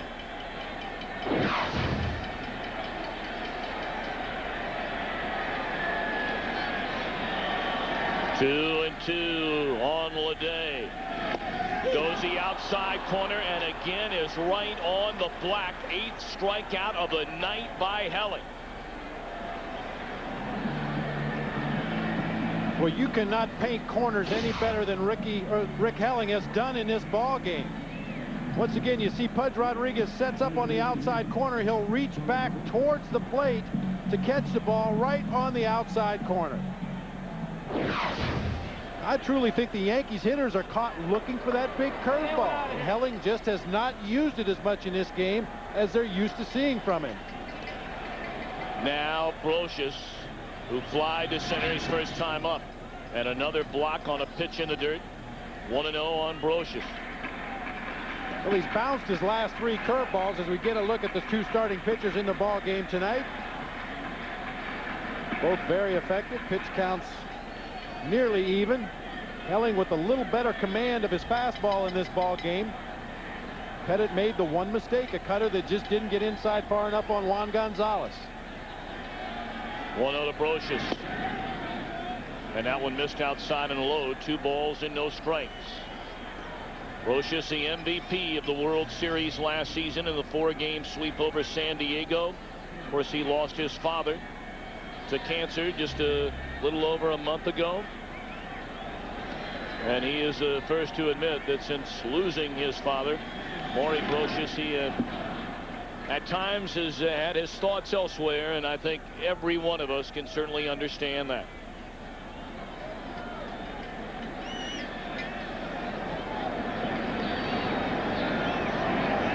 Unflappable Joe Torre, same expression on his face, whether the Yankees are leading by a bunch or losing by a bunch.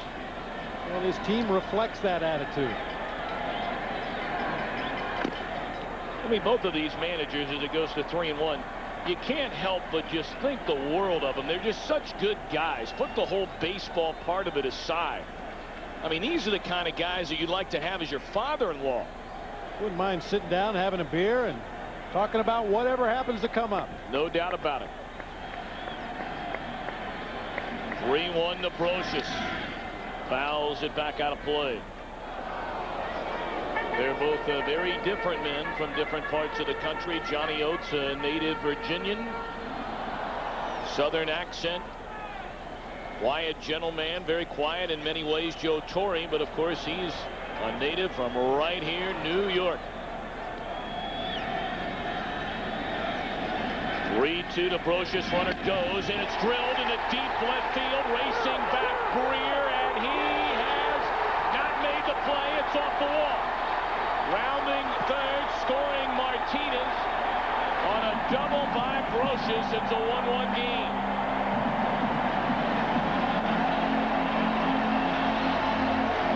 It looked for a moment as though Greer had made the spectacular play.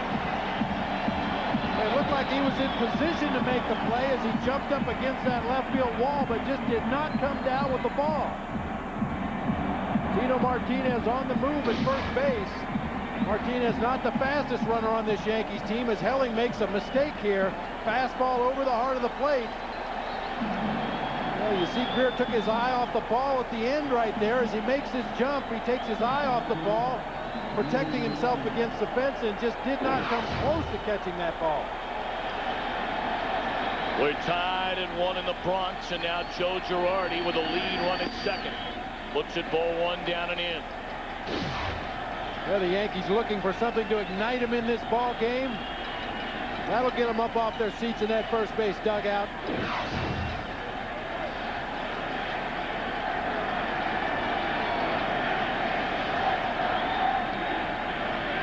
1-0 to Girardi, who flied out to Greer his first time up, and he takes high, 2 balls and no strikes. Joe Girardi with not outstanding offensive numbers, but he's not in the lineup for his bat. He will get an occasional big hit. Very good base runner, but he's in there for his pitch calling and his handling of this Yankees pitching staff. Andy Pettit in particular tonight. 3-0. And now Rodriguez wants timeout. Boy, how about the set of circumstances here in this 5th inning? Top of the 5th, the Rangers had runners at 2nd and 3rd. Nobody out. They failed to score. A leadoff single by Martinez in the bottom of the inning, and 2 outs later, a run-scoring double by Brocious to tie it up.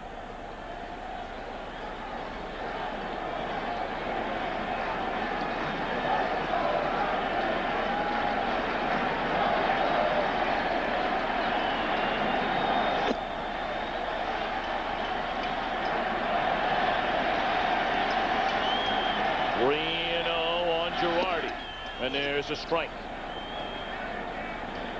Well, Girardi may be taking again here.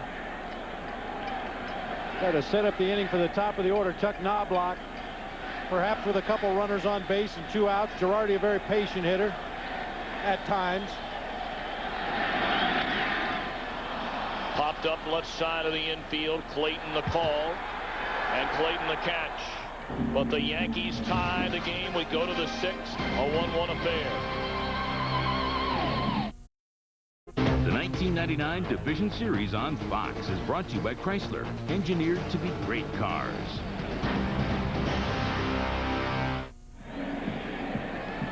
End of 5 in the Bronx at Yankee Stadium, a 1-1 ball game. Now, Rusty Greer's had some misadventures in left field here at Yankee Stadium in this series. A humpback liner in game 1 that he lost in the lights on the roof here at Yankee Stadium that dropped and rolled to the wall, and now problems tracking down that drive off the bat of Scott Brocious. 3, 4, and 5 in the Ranger batting order against Andy Pettitte here in the 6th. Strike 1 on Pudge Rodriguez.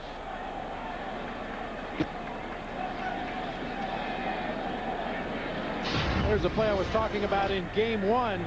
Ricky Leday with a line drive that never got up high enough to get above the lights.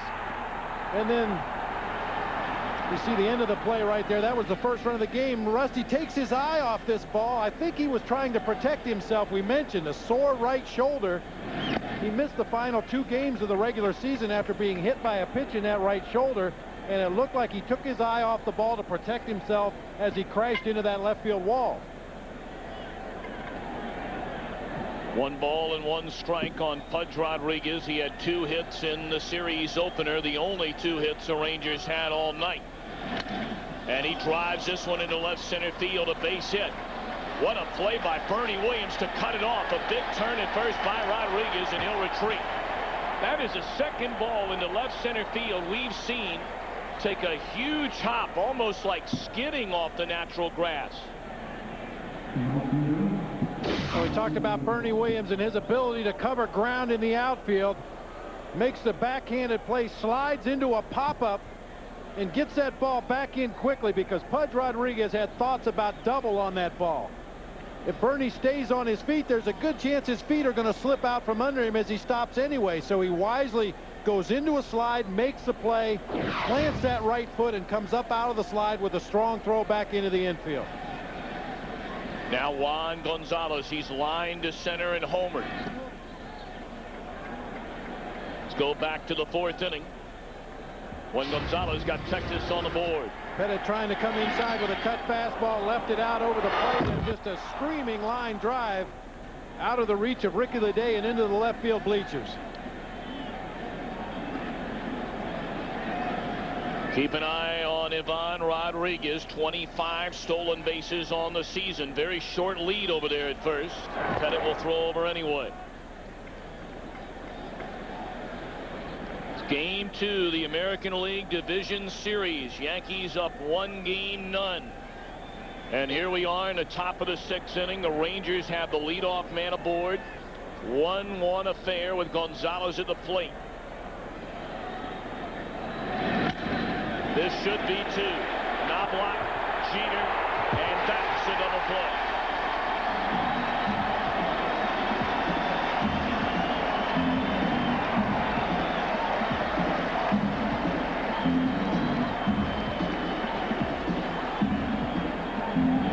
Taylor made double play ball off the bat of Juan Gonzalez. Hard hit to the right side.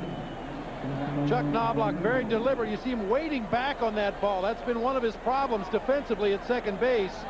The relay throw on to first in time to get Gonzalez. See Jeter coming wide of the bag to clear himself of that sliding runner and throwing on to first to complete the double play. 2 down, bases wiped clean, and now it's Palmeiro who has singled and fly to center.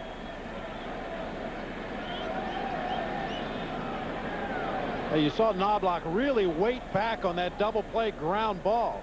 Of course, Knobloch came over from Minnesota where they played on the AstroTurf. Much more common on AstroTurf to play back and let the ball come to you. It gets there so much more quickly. On the natural grass here at Yankee Stadium, some of the higher grass fields in the American League, that ball doesn't get there as quickly. Knobloch continued to wait back and many times got himself bad hops because of it.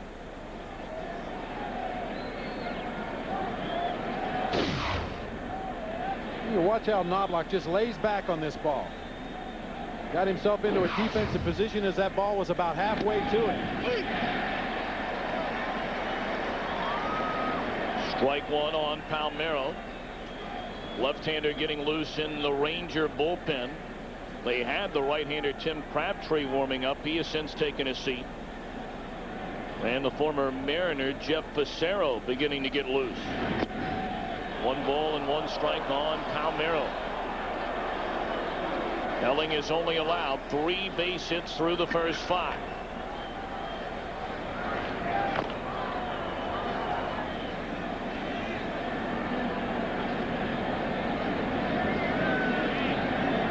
One to Palmeiro.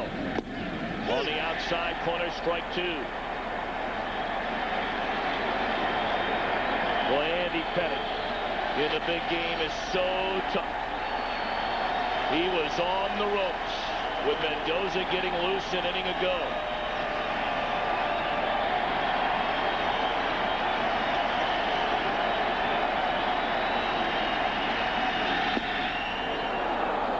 Two and 2 on Palmeiro.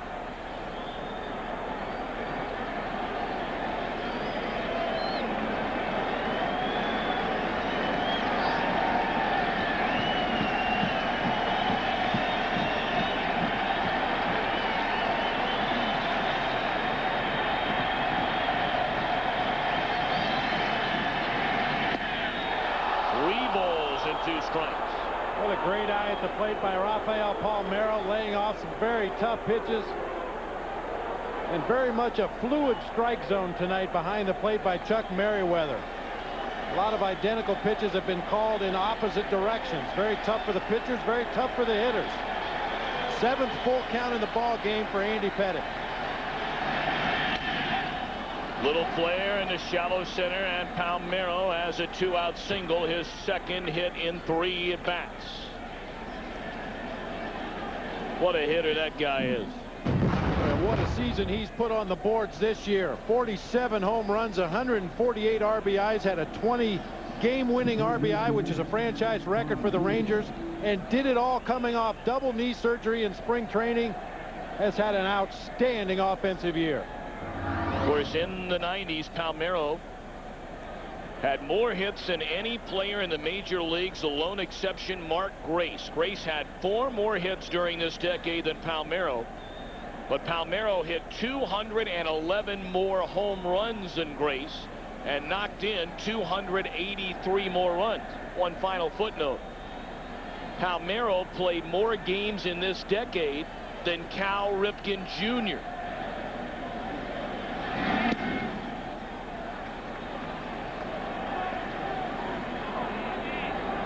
Ball 1 to Todd Zeile.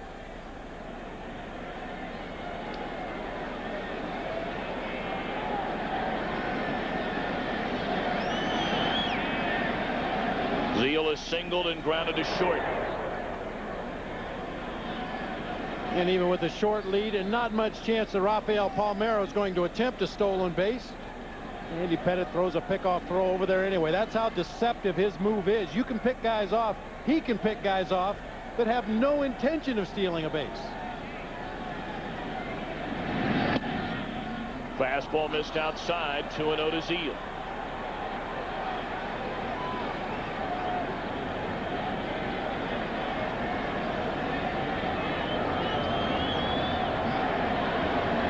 Rangers and the Yankees are tied at 1 here in the top of the 6th inning. And a 2-0.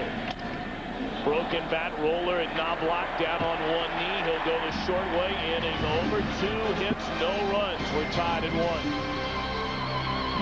1. There you see the out distribution of the 2 starting pitchers in the ball game tonight. No surprises there. Rick Helling, very much a fly ball pitcher. Andy Pettitte has averaged 2 ground balls for every fly ball throughout the regular season. Both men pretty much pitching according to their regular season numbers.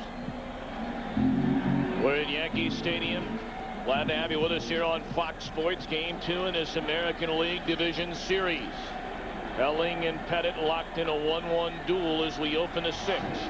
And the Yankees have the top of the order: Knobloch, Jeter, and O'Neill.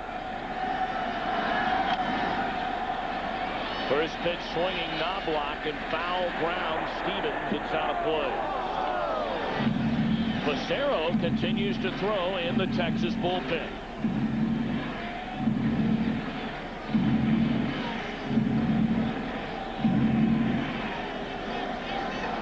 Facero warm and ready to go down there in that Rangers bullpen, just standing by to see how this inning goes for Rick Helling.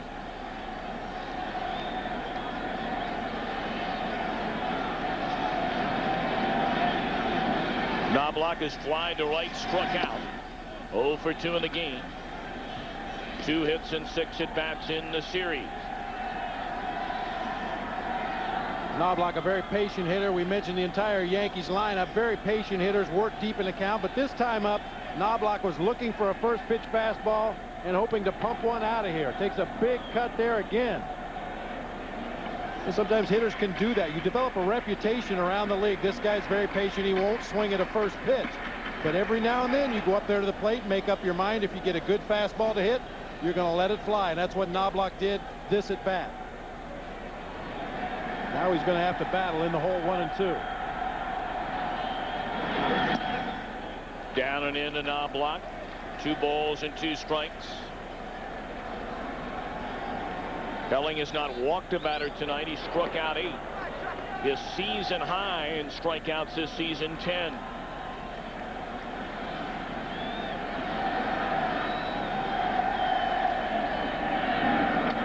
On the ground, and that is a foul ball.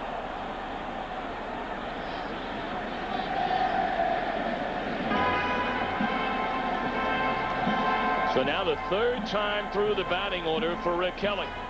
You mentioned it all night tonight, Bobby. It appears as though a lot of those Yankees expect a breaking ball. They haven't gotten it all night by and large from Helling.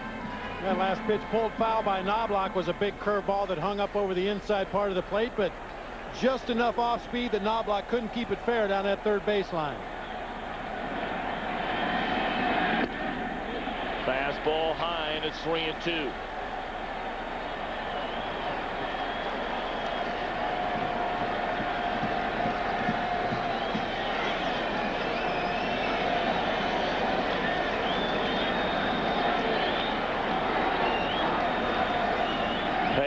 Pitch to Chuck Knobloch. It's fouled out of play.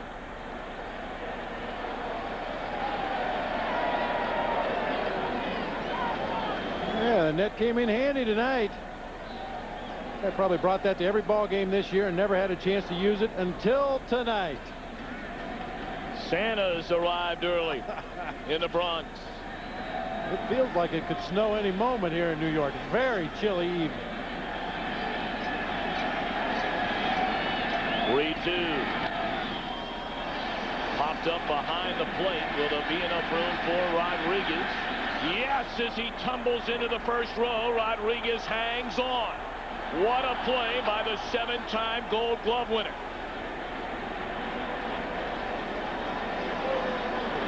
But Pudge Rodriguez tracking that ball all the way back to the backstop, takes one last peek to see where that railing is. To make a slight adjustment at the very end, he dives, makes the catch, and tumbles over the railing into the good seats down there. Well, we talk a lot about infielders and outfielders and the kind of range that they possess. How much ground can they cover? Well, Pudge Rodriguez has a lot of range behind the plate. There aren't many guys you can say that about. Not a whole lot of them, I'll tell you. And Pudge Rodriguez, even in this area right here around the plate, has great range. Very wide stance at the plate, very strong legs. Able to shift very subtly inside and outside depending on where the pitch is. Always gives the umpire a real good look at pitches that are close to the strike zone. Derek Jeter has struck out. He's doubled the right center field. Is thrown out trying to advance to third on a ground ball off the bat of Paul O'Neill back in the 4th inning. He's ahead in the count 2-0. 1-1 game, last of the 6th. Rick Helling now up to the 100 pitch mark, and during the course of the regular season, that's when opponents' batting average really jumped up against the Texas right-hander. Broken down in 15 pitch intervals from 91 to 105. The average jumped up to 336 for opposing hitters, 305 for the next 15 pitches, 333 for the next 15 after that. 3-0 delivery to Jeter, and he takes a hack 3-0 and grounds it to Clayton. 2 away in the inning. Coming up this week on the Fox NFL Sunday pregame show, the guys will take a look at Randy Moss in his big game last week. Was it his breakthrough game, or has the NFL finally figured out how to contain him? Find out on the pregame show, all part of Fox NFL Sunday, noon Eastern, 9 Pacific, only on Fox. Very prominent NFL guest in attendance tonight, none other than John Madden. That's where you go to get your football questions answered.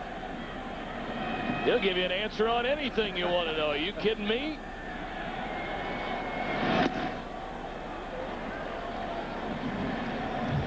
I wonder where he parked his bus, the Madden Cruiser.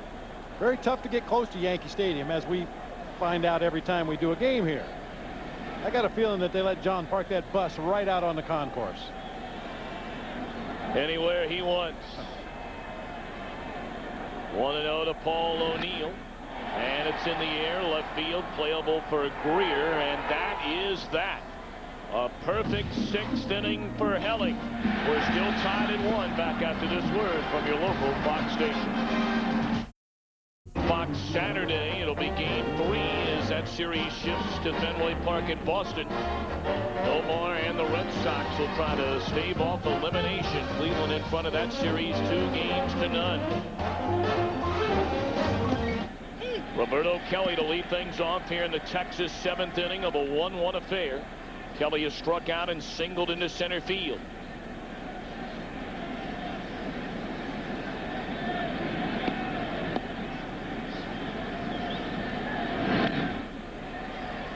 Pettit ahead at 0-2. 1 run, 7 hits, no errors, 5 men left on base for the Rangers. Should get a look at Andy Pettit this season. He gets into the 7th inning. That spelled big trouble. Yankees with 1 run, 3 hits, an error, and they've left 2 men on base. 0-2 to Kelly. Misses outside. You see, Roberto Kelly stands far off the plate, and that usually indicates a guy likes the ball away from him. He likes to extend his arms, so he gets off the plate. And the Yankees early in the count were trying to jam him inside, and then once they got to 2 strikes, Joe Girardi set up on the outside corner. They're going to come back in again. And it's fouled out of play. It'll stay 1-2. Stevens on deck. And then Mark McLemore. And you saw Pettit that time miss all the way across the plate. He's up to the 100 pitch mark in this ball game. They were trying to throw that cut fastball in on the hands of Roberto Kelly. Pettit left it up and out over the plate. Something the pitching coaches keep an eye on. Are they still hitting their targets? Came with a breaking ball that time, and Kelly able to foul it off first base side. Well, the Rangers got the solo home run from Gonzalez for a 1-0 lead in the 4th. In the 5th inning, they had Kelly at 3rd, Stevens at 2nd with nobody out and failed to score. McLemore struck out. Clayton, the one-hopper right at Brocious, and then Greer struck out to end the inning. They continue to struggle to score. Pitch up, did he go? Yes, sir, says Tim Wilkie. And we talked to Johnny Oates about his team problems. Are they pressing? It's obvious out there that I think not only that we're pressing, it's becoming a mental thing. And in sports, that can hurt. The physical part of this game, you know how to attack the physical part. We're all very competitive. That's what we're trained in, athletics. But when it comes to the mental part of the game, there's not too many of us has a psychology degree, and other than John Wetland, and maybe we need to go to him a little bit more. John Wetland, one of the flakier guys in Major League Baseball, but psychology degree. And that one is outside to Lee Stevens. They have to set up a couch down in that visitors clubhouse here at Yankee Stadium. Let Dr. Wetland take care of their offensive problems. John Wetland, former World Series MVP with the Yankees.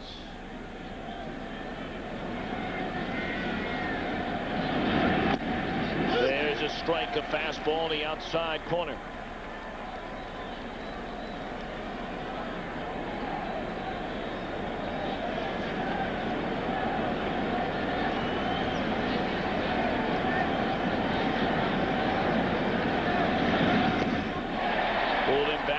Breaking ball there, now 1-2. Yeah, bad pitch from Pettit, but he pulled the string enough to get Stevens out in front and committed on that breaking ball. And you see a guy miss that badly. Once again, it generally indicates he was guessing something else. Saw the ball, committed to it, and the pitch was not what he was looking for. 1-2 delivery, and it's on the ground, foul. That time a much better swing at a breaking ball. A little more defensive with 2 strikes, not as apt to jump out there at the first thing he sees.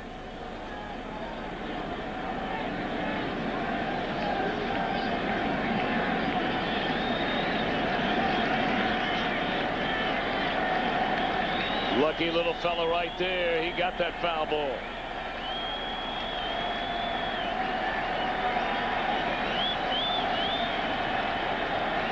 One ball, 2 strikes pitch on Stevens. And that one rolled foul.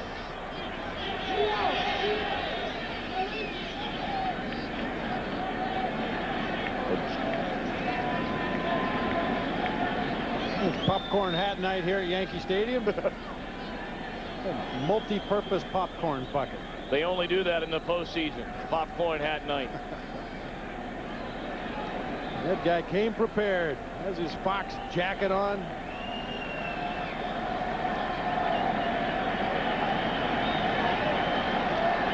He don't need no stinking jacket. Baseball season. Again, the 1-2 Pettit on Lee. Stevens on the ground at Knobloch. And he flips on over to Martinez. 2 away. Of course, Knobloch had a lot of problems. Committed 26 errors this season, many of them throwing the ball over to first. He didn't look all that sure on that toss. 15 throwing errors on the season, 8 booted ground balls. He dropped a couple of pop-ups and mishandled a relay throw from the outfield to total 26 errors on the season. And once again, I mentioned earlier, laying back on a lot of ground balls, letting the hops eat him up out there at second base, and then having to rush his throws to first. McLemore shows punt and takes outside, ball 1. McLemore, the man at the plate, back in the 5th inning. After Kelly had singled, went to third on a double by Stevens. Count went to 3-2, and Pettit struck him out. The first of 3 huge outs for the Yankee left-hander Andy Pettit. 1-1.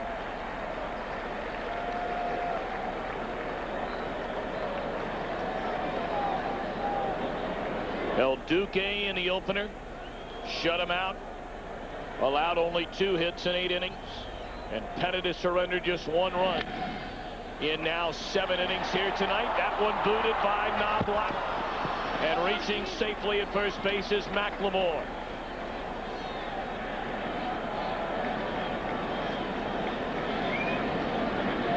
Knobloch showing good range up the middle. He gets to the ball and backhands it, and then drops it as he gets ready to make his throw to first base. He was kind of shoveling that ball from the glove into his throwing hand rather than reach his throwing hand into the glove. Watch him kind of flip it right there. He opens his glove and flips it into the bare hand. Doesn't make the exchange cleanly. By the time he recovers, it's too late. We talked about Knobloch's defensive struggles this year.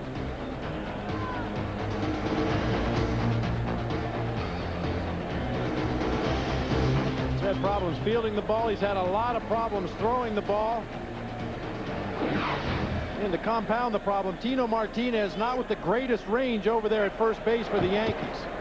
He's very adept at picking low throws out of the dirt, but not as agile going from side to side on those throws that pull him off the bag. Activity again in the Yankee bullpen. Earlier it was Mendoza.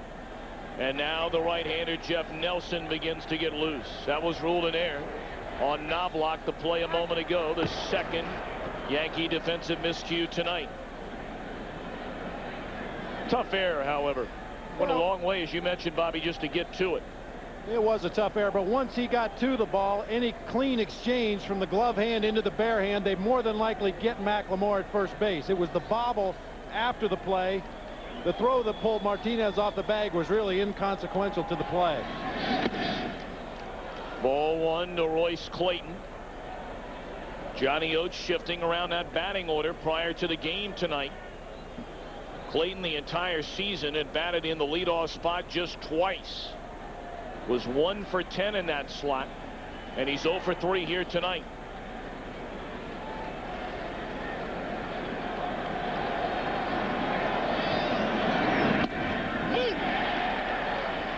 Strike called on the outside corner, 1-1.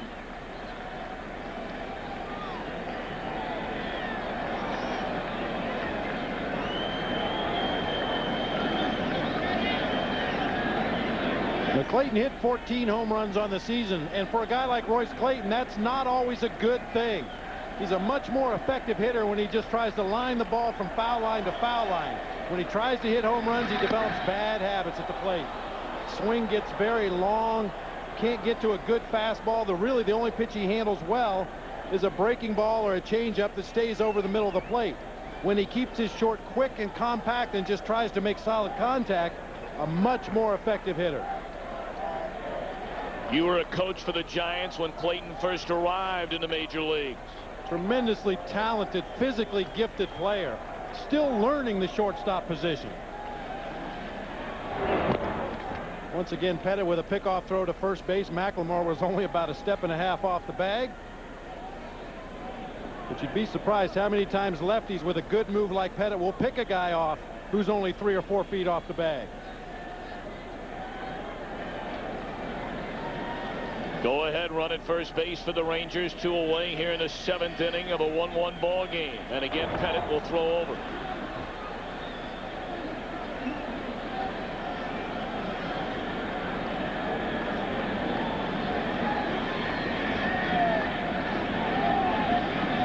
See McLemore's career stolen base numbers. 16 stolen bases in 24 attempts in the 1999 season. 2-1 to Clayton, and it's outside and high. 3 balls and a strike.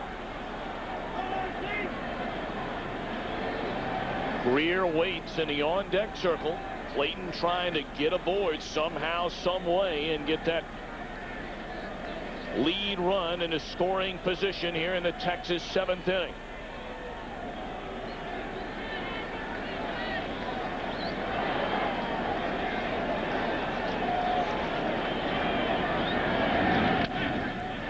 Three and 2 as he fouls it off.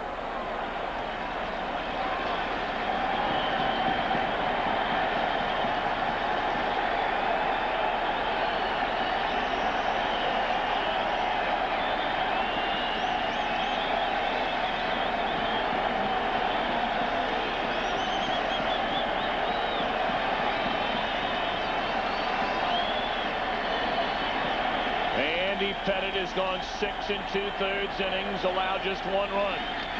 That ball in the air to right center field. O'Neill drifting back, and he's got it. We go to the bottom of the 7th, tied at 1.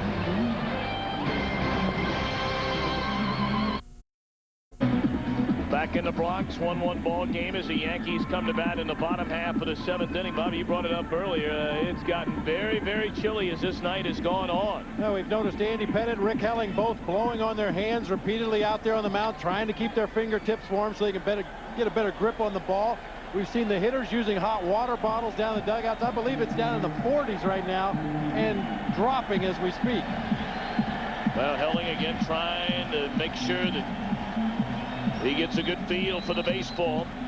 We talked about once he reached the 100 pitch mark, and you saw innings 7, 8, and 9 in his league high 35 starts this year. When he's gotten that far, more times than not, he's gotten in trouble. And it's a heart of the order for the Yanks. Bernie Williams, Tino Martinez, and then the DH, Chili Davis. Bernie Williams has struck out twice, once looking, and then back in the 4th inning, Helling got him swinging, leaving 1 on.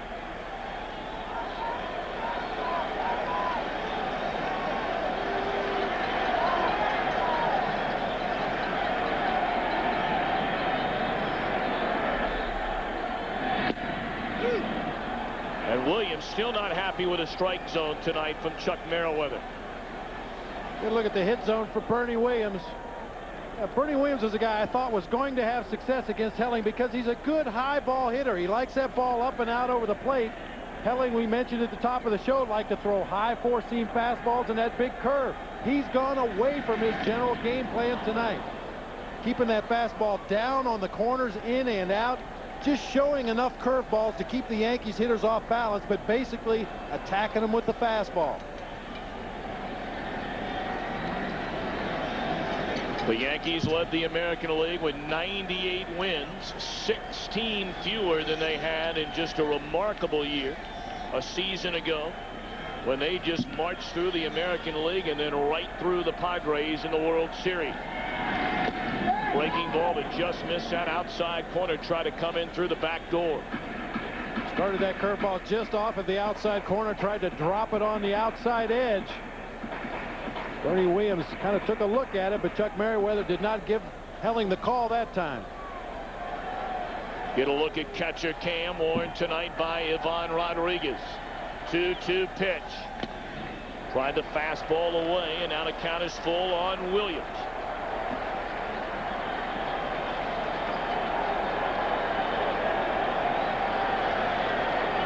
Helling has not walked a batter tonight.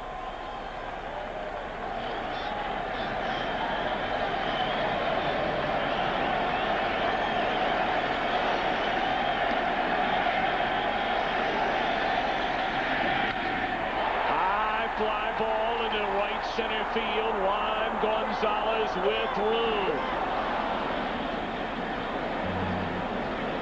Well, Rick Helling does a nice job working Bernie Williams right there. Let's get a look at the pitch by pitch. Just a zoom ball that got away from him right there.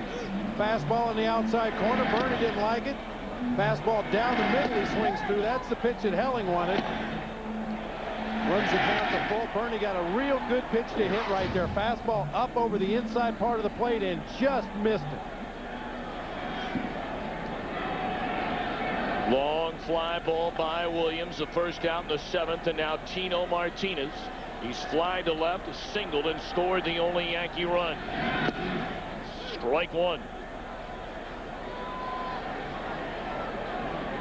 Well, you got to tip your cap to both starting pitchers here tonight. Helling has surrendered a total of 3 hits in the game.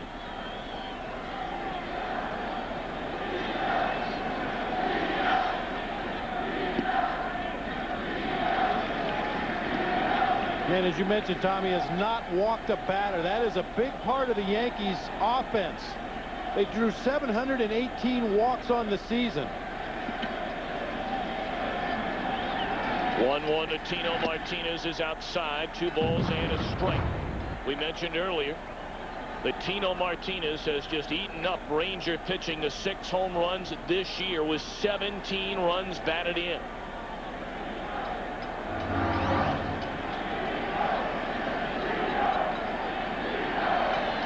Now the 2-1.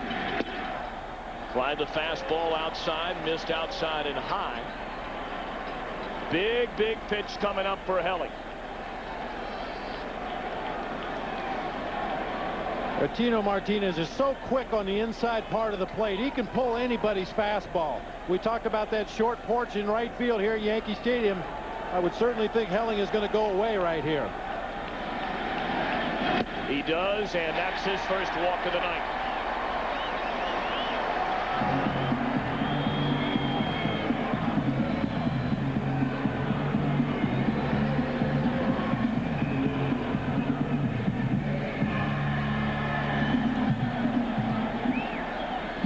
Pudge Rodriguez out to have a word with his right-hander. Chili Davis has struck out looking twice in this ball game here tonight. But Chili Davis is a veteran hitter. He remembers how Rick Helling got to those strike 3 pitches in his first 2 at-bats. So perhaps Pudge Rodriguez out there talking to Helling, reminding him how they got Chili out the first 2 times and maybe changing the attack this time. Also, he could have just been stalling for time to give that Rangers bullpen a little time to crank it up down there. Just now beginning to get loose, the right-hander Tim Crabtree, who's had such a solid year for what has been a very solid Ranger bullpen.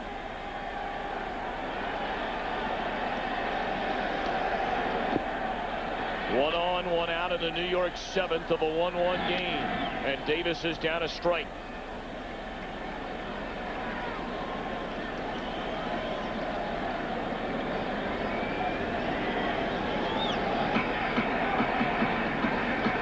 Those strikeouts on Chili Davis tonight have been strike 3 called. Helling has fanned 8 Yankee batters. His first walk of the game just a moment ago to Martinez as Crabtree's getting loose in a hurry.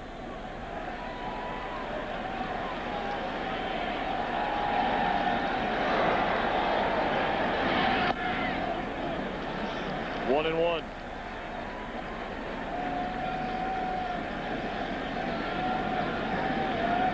Chili Davis had such a great start to this season. First 2.5 months of the year. He had a hard time getting him out. He has struggled since the All-Star break.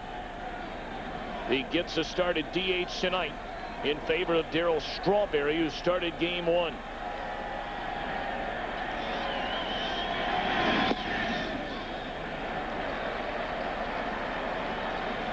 Well, Chili Davis has had a remarkable career, as I mentioned earlier. Hit his 350th home run earlier this season, 4th among all switch hitters, 3-time All-Star, World Series rings with the Twins back in 1991 and with the Yankees last year.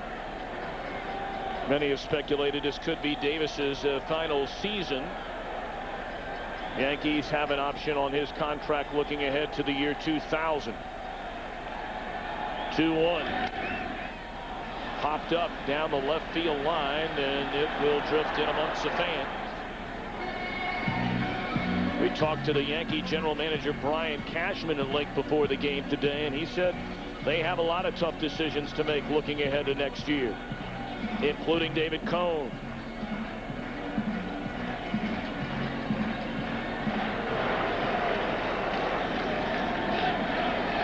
Well, a particularly tough decision, since this Yankees unit as they're put together right now have been so effective. I mean, obviously they're going to want to retool at some positions, but you don't want to mess around too much with the team chemistry that the Yankees have developed here under Joe Torre. 2-2 pitch, and again fouled off third base side. Helling continues to challenge Davis with the fastballs away. I started to say earlier in the ball game that going back as far as 1985, they said that Chili Davis could not catch up with a good fastball. Well, he mashed a lot of good fastballs between 1985 and tonight. Helling getting ready to throw his 120th pitch of this ball game. Chili at the plate on a chilly night in the Bronx. 1-1 game, last of the 7th. 1 on, 1 out. That one a little too low.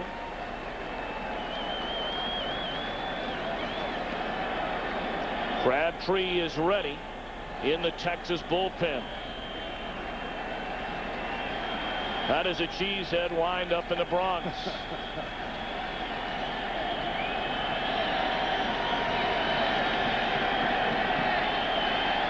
A dangerous pitch here when Chili Davis gets in a count where he can anticipate a fastball. He cheats a little bit, starts that bat a little bit sooner. Runner goes, and a bouncing ball into right field, a base hit. And Martinez will advance on to third. So Chili Davis on a 3-2 pitch hooks it through the right side, and the Yankees in business. Kind of surprised to see Martinez on the move right there. Chili Davis has struck out 100 times in the season in 460 at-bats. Gets the 3-2 fastball, grounds it through that right side. You can see Stevens with no range. He was holding the runner on. And Martinez is able to advance easily to third base on that base hit into right field.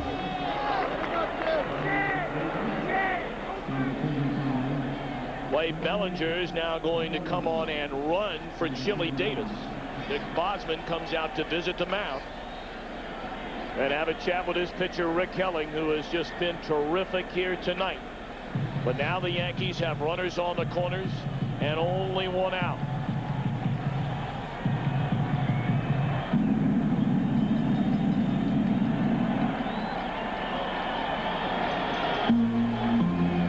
Bellinger, a slight improvement in speed over there at first base. Chili Davis does not run well at this stage of his career. Bellinger, much more athletic base runner.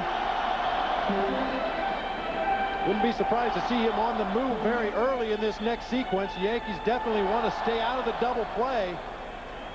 Try to get Martinez home from third base. This is the precise reason why Bellinger was put on the postseason roster by Joe Torre. Come into pinch run, he can play a little bit of everywhere. Spent over 10 years in the minor leagues, and he's on the postseason roster in favor of Shane Spencer, the postseason hero of a year ago. Yankees with a chance to take their first lead of the game. Ricky Leday, the batter, runners at first and third with one out, and Helling delivers. Fouled out of play for strike one.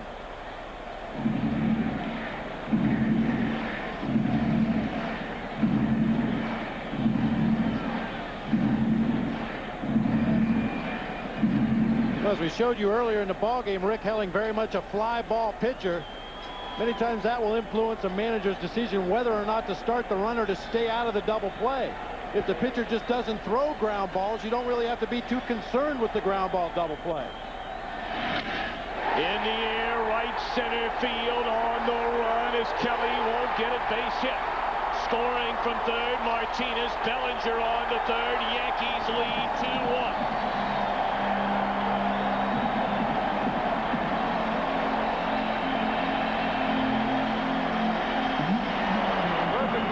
Base hit by Ricky Leday, splits the outfielders in right center. Fastball down and on the outside corner. He reaches back and hooks it into the gap in right center. Very poor jump by both Roberto Kelly in center and Juan Gonzalez in right field. The Yankees have a lead, and that's it for Helling. 2-1 in the seventh.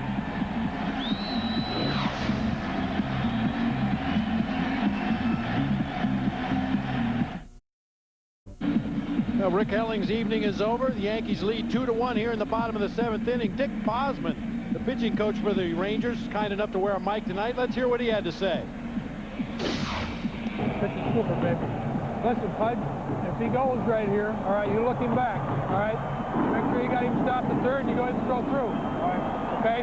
Hard ground ball back to you, all right? You go for two, all right? If it's a chopper or whatever, then you got to make sure you see what he's doing over there, okay? All you got to do is be down. This guy's a very anxious hitter. He don't want to walk, so you can let him do what he wants to do. Dick Bosman said all you got to do is be down. He's a very anxious hitter. Leday goes after a pitch that's down and outside, but manages to pull it in the air back to the gap in right center field. He's fired up out there at second base. And there's the #1 cheerleader on that Yankee bench, Popeye. Boy, outstanding game tonight by Rick Helling. His downfall here in the ball game all started with the walk to Tino Martinez, his only walk in the ball game. Runners at second and third. The batter Scott Brocious, who knocked in a tying run with an RBI double in the fifth inning. 2-1 Yankee lead. Infield drawn in, and Rodriguez has saved a run for the time being anyway. Well, with the Rangers with their infield drawn way into the cut of the grass, Ricky Leday, the runner at second base, can really get a big jump off of second base and should be able to score easily on any base hit. See the numbers on Crabtree on the season. Very good control pitcher. 1-0 the count on Brocious. And Crabtree delivers. It's in there a strike.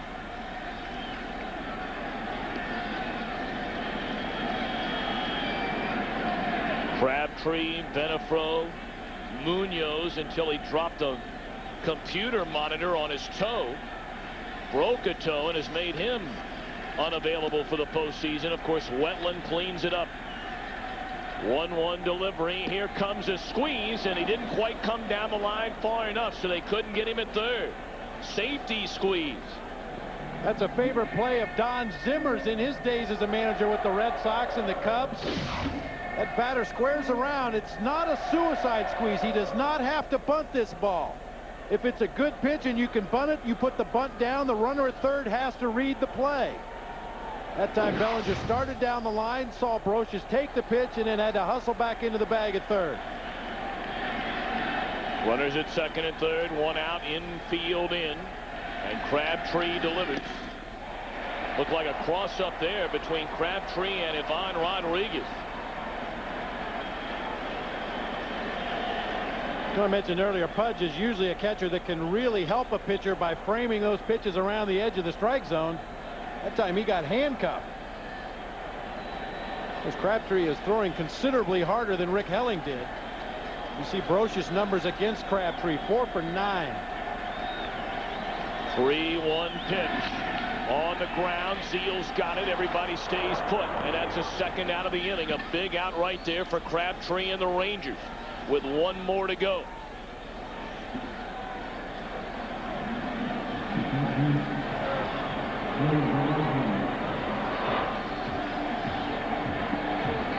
Rick Helling in last season's Game 2 of the division series allowed only 3 runs, but his team only scored once. Tonight he leaves having given up just 2 runs on 5 hits, but again, his team has managed 1 run. Joe Girardi stepping up to the plate, and every time he has stepped into the batter's box, Johnny Oates has come up on the top step of the dugout to remind Pudge Rodriguez to watch the first pitch. Girardi flied out to the 399 mark in left center on a first pitch earlier in the game. On the ground, slowly hit. Clayton charges, gloves, throws, inning over. Crabtree, a terrific job out of the bullpen, but the Yankees have taken the lead. 2-1 as we move to the 8th. Our aerial views courtesy of the Goodyear Tire and Rubber Company. Overhead is Goodyear's Blimp, Stars, and Stripes. Continuing a 75-year tradition of making appearances at major events. Great to have them with us here tonight. Tom Brenneman, Bob Brenly, our entire Fox crew on hand for Game 2 of this American League Division Series.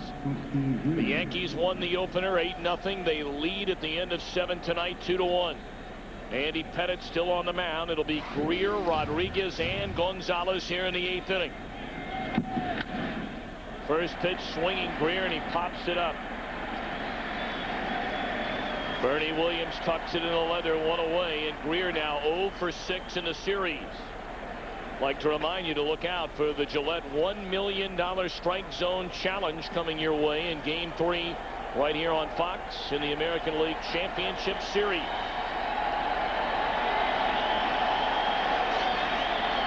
Well, the crowd already standing and cheering. What an effort tonight by the native Texan, Andy Pettitte. 7 1/3 innings of 1-run baseball. The Yankees turn to the pen in the 8th.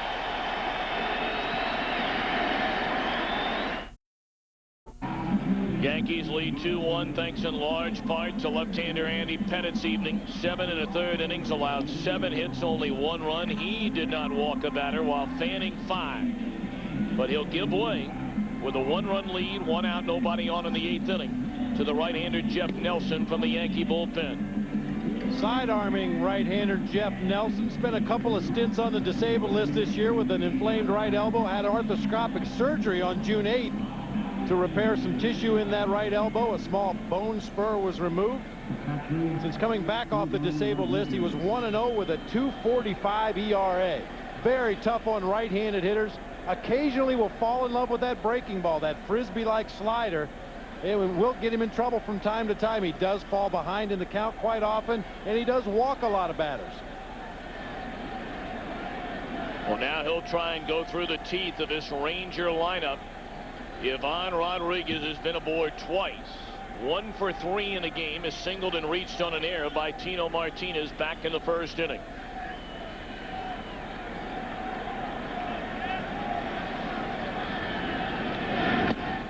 Strike 1.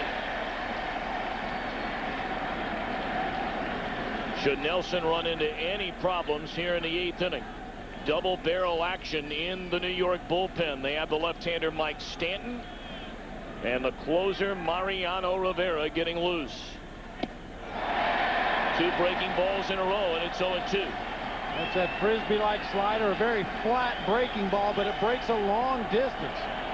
He starts that pitch over the plate. It's going to end up out of the strike zone away. If he throws it right at the hitter, it'll break over the heart of the plate.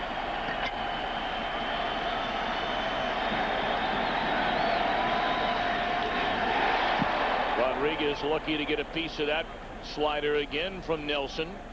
Well, the Yankee bullpen in the last 16 games, including the opener of this series, the relievers have gone 5-1 with 4 saves and a 1.21 ERA. They had the best bullpen in the American League this season.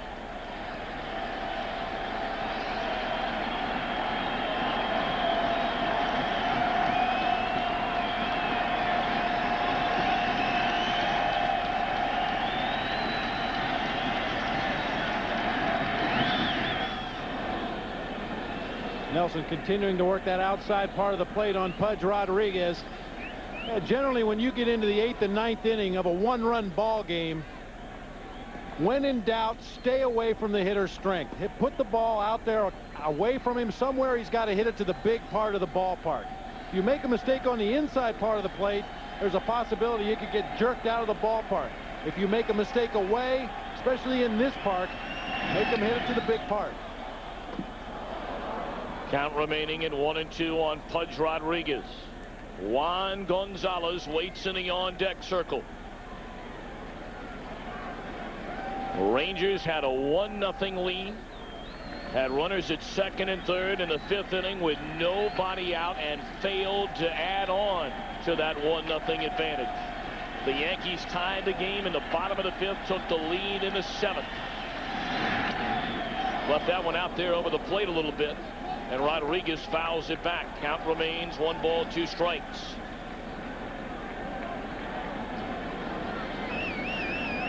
Well, you know the fans, Bobby, of the Rangers just continue to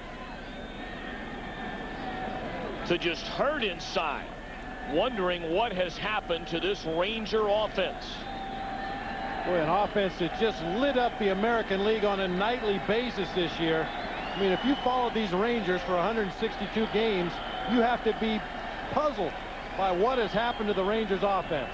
A lot of it is the Yankee pitching staff. That time Nelson tries to lead Pudge right out of the strike zone. Started that breaking ball on the outside part of the plate, broke it over into the left-handed batter's box.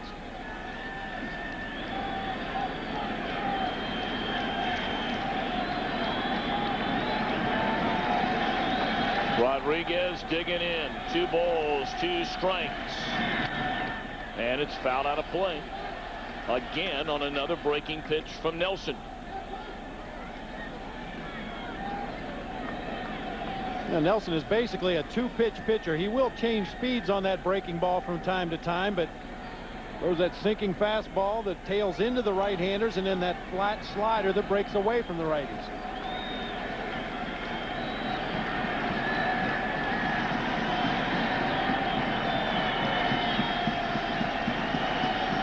Two balls, 2 strikes again on Rodriguez.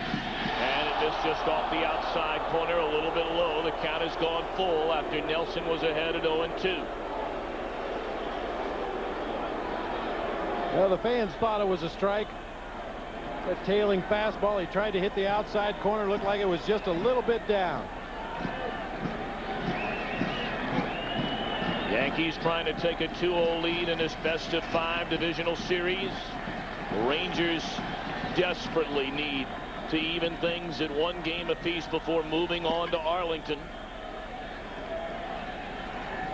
Game 3 will be Saturday.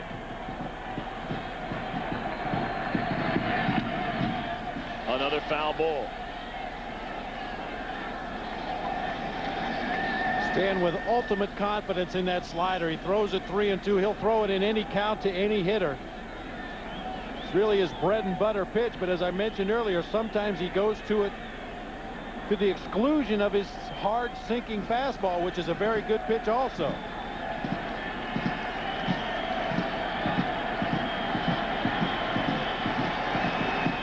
Again the 3-2. Did he get him the appeal? Yes, says Tim Wilkie.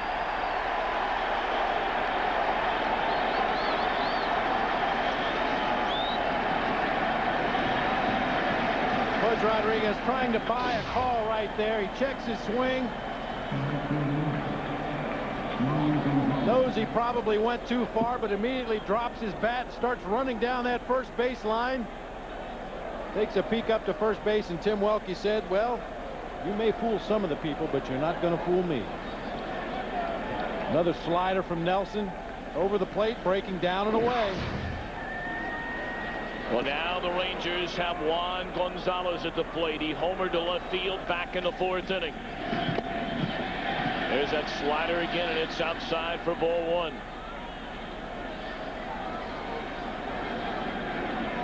Gonzalez hoping that Nelson can hang one out there out over the plate, and Gonzalez could knock things up with one big swing of the bat. Another slider. That one was up and out over the plate, but Gonzalez was out in front and just cued it off the end of the bat. You better make sure you get that slider out off of the outside corner. Gonzalez has got tremendous plate coverage. Can reach out over the plate and pull pitches that are on the outside corner back to left field.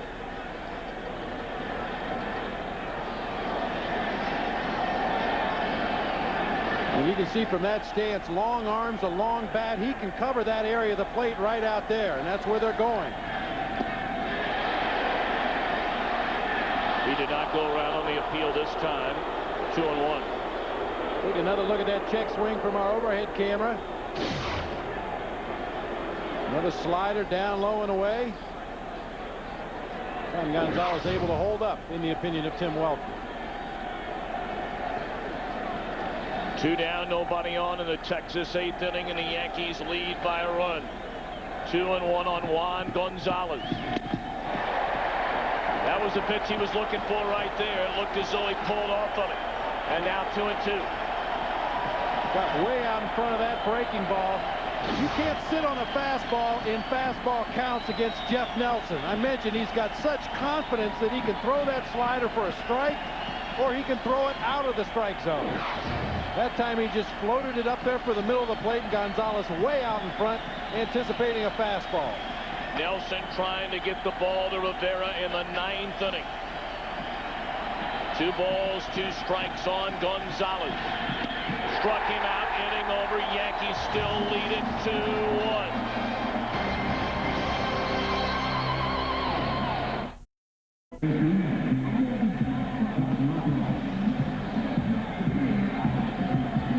Get a look at our game summary. The Rangers an early 1-0 lead. The 5th inning, the key inning for both teams. Texas had a chance with runners at 2nd and 3rd and none out. Failed to score. The Yankees took that momentum, tying the game in the bottom of the 5th, and took the lead off Helling in the 7th. 2-1 game as the Yankees have a top of the order here in the last of the 8th, and Knobloch looked at strike 1.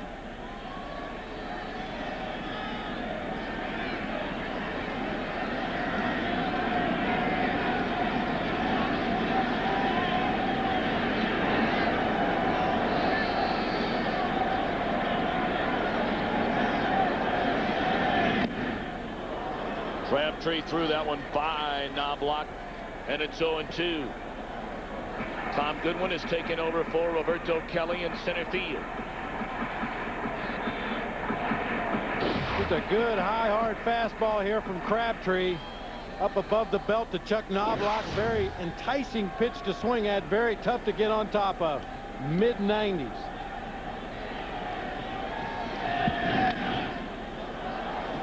That time Knobloch able to get a piece of it and foul it off. Very similar pitch that time. 97 on the radar gun. What a job that Crabtree did in that 7th inning after the Yankees had taken the lead. They too had runners at 2nd and 3rd with only 1 out. And he retired Brocious and Girardi with no further damage. Now the 0-2. Fastball away.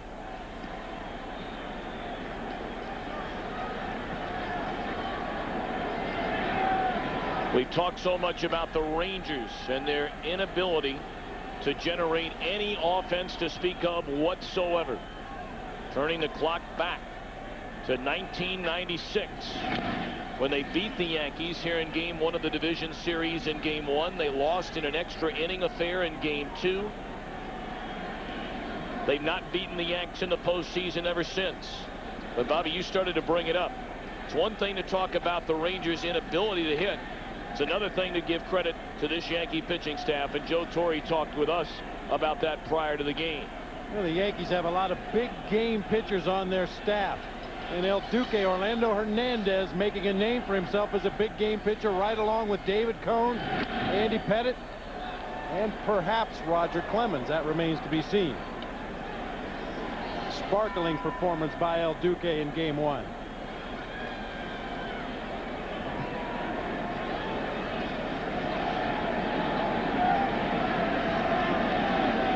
Knobloch trying to get some feeling back in those fingers. He's been jammed in on the hands a couple of times here as he got to the 2-strike count. It's no longer chilly. It's downright cold.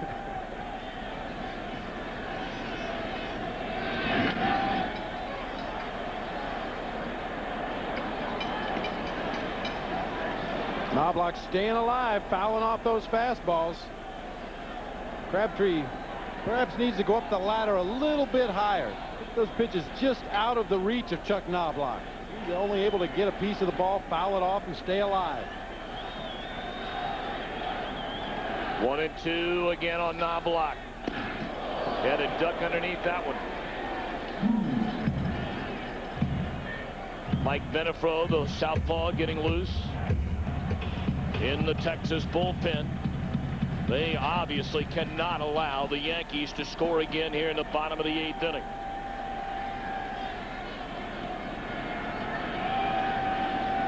Two-two pitch. Goes to 3-2. You think this team doesn't have one heartbeat? Watch Derek Jeter in the background. Knobloch ducks and he ducks. 2 ducks in a row. Well, the Yankees have had their ducks lined up for the last couple of seasons. 3-2. One hopper back to the mound. Good play by Crabtree. 1 away. Boy, this guy's tough, Crabtree. Retired all 3 batters he's faced. Like to remind you, Division Series play continues tomorrow on ESPN. Game 3 from the Astrodome. That series tied 1 apiece, as is the Arizona-New York Mets series. That'll be on NBC tomorrow night at 8 o'clock. And then right here on Fox, please join us. Game 3, Cleveland-Boston. The Indians leading 2-0. Of course, everybody in New York here hoping, praying there would be a Subway Series when all is said and done this year.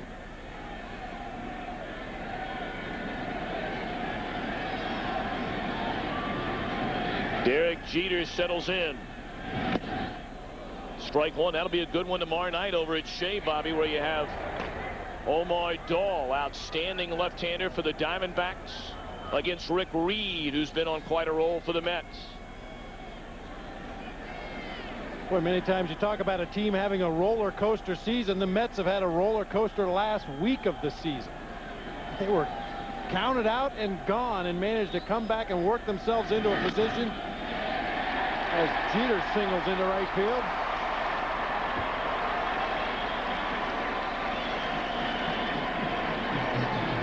So we talked about with Jeter earlier in the ball game, his ability to inside out pitches. Take a fastball that would normally jam a right-handed hitter, pull his hands in close to the body and hit the ball to the opposite field. Find a way to get the big part of the bat on the baseball. Well, now with the left-handed batting Paul O'Neill coming up, Benefro will be summoned from the bullpen. Yankees lead 2-1. 1 on, 1 out in the 8th.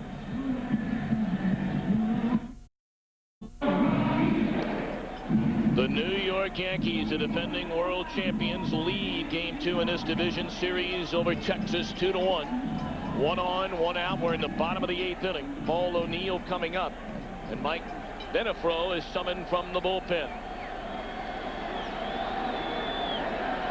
Benefro very tough on left-handed hitters. The sidearm delivery. See the fine ERA. Not a strikeout pitcher. Batters generally put the ball in play against him, but not with a lot of authority. 65 appearances this season, tied for second on the staff. Benefro ineffective in game 1 of this series.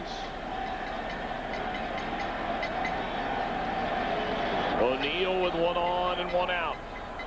Pitch on the way is outside. O'Neill managed a base hit against the left-hander in game 1. And then Williams played long ball.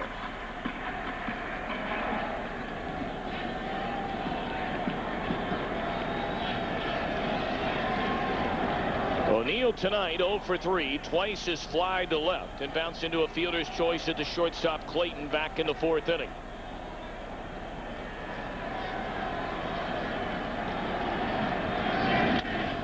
On the ground and through the hole into left field, a base hit by O'Neill, so he's done it 2 straight at bats against the left-hander Venefro, and now it's going to be Bernie Williams with 2 on and 1 out. Well, many left-handed hitters don't get good swings against Venefro, but Paul O'Neill just fights off this fastball, grounds it hard through the left side past Todd Zeile. It may not have been a pretty swing, but that was an effective swing, fighting off a very tough pitch. Chad Curtis will come on to pinch run now for Paul O'Neill at first base. So O'Neill able to reach base for a second straight game against the Texas reliever. And now Williams.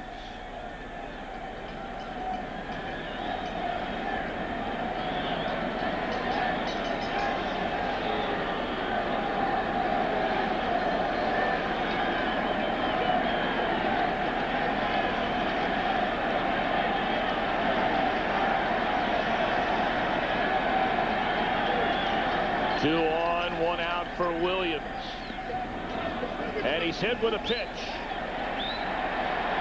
Venefro and Rodriguez are going to appeal, asking whether or not Williams swung at that ball before it hit it. Well, it appeared on first look that Bernie Williams turned his lower body into the ball, but did not start the bat. Big slider that broke inside on Bernie Williams. Catches him on that back thigh, the right thigh, and then it hits Pudge Rodriguez as well. You can see Rodriguez immediately asking for an appeal. That pitch just kept bearing in on Bernie Williams. He was not willing to give with the pitch in the event it was a fastball. And Pudge still thinks he swung at that pitch. Now it'll be Tino Martinez with the bases loaded and only one out. Yankees in front 2-1 last to the 8th inning. Martinez 1 for 2 has scored both Yankee runs tonight. And Venefro delivers. Broken bat roller coming home is Stevens, and they get the force play at home. Fine play on both ends by Stevens and Rodriguez. 2 away in the inning. Boy, that's a big play for Texas. A huge play for Texas. Nice play by Stevens. Great play by Pudge Rodriguez. You'll see Martinez gets jammed badly, hits the slow roller to the right side. Stevens has to throw back across his body, and Pudge Rodriguez makes like a first baseman, stretching out there, catching the throw, coming off the plate as Jeter slides by, out at the dish.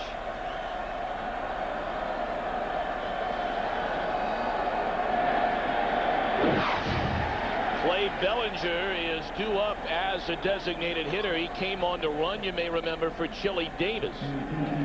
But instead, Joe Torre will summon the hero of postseasons past, Jim Leyritz.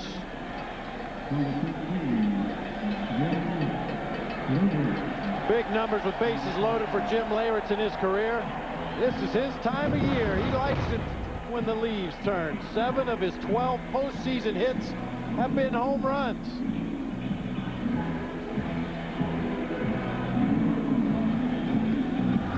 But none bigger, of course, than the home run he hit off Mark Wohlers back in that 1996 World Series. The Yankees brought Leyritz back late in the season for situations just like this.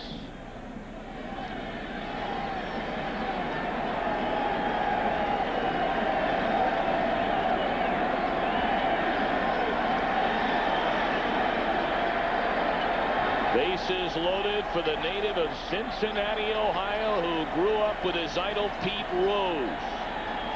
2 away in the inning. And Larritz looks at a fast strike on the outside corner. Boy, everything about his whole batting stance, the way he prepares himself in the box. You close your eyes and think back to number 14 with the Reds. Batting stance is not similar, but the way he'll take pitches, watching it all the way into the mitt, just like that.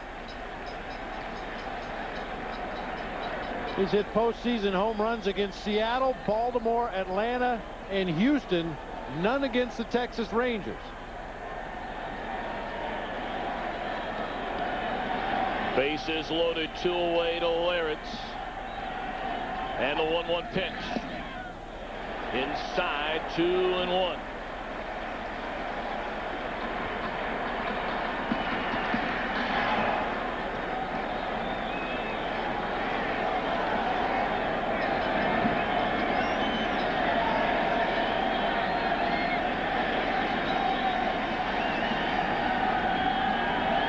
Larritz waits and Benefro, the pause, and out of 2-1.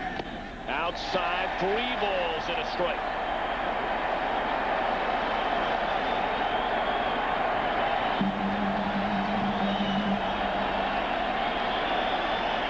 Ideal hitter's count here for Jim Larritz.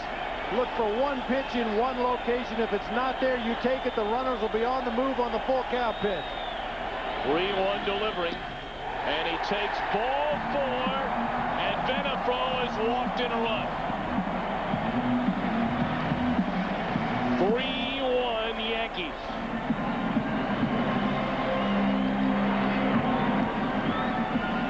While not as dramatic, Larritz brings home another Yankee run in the postseason.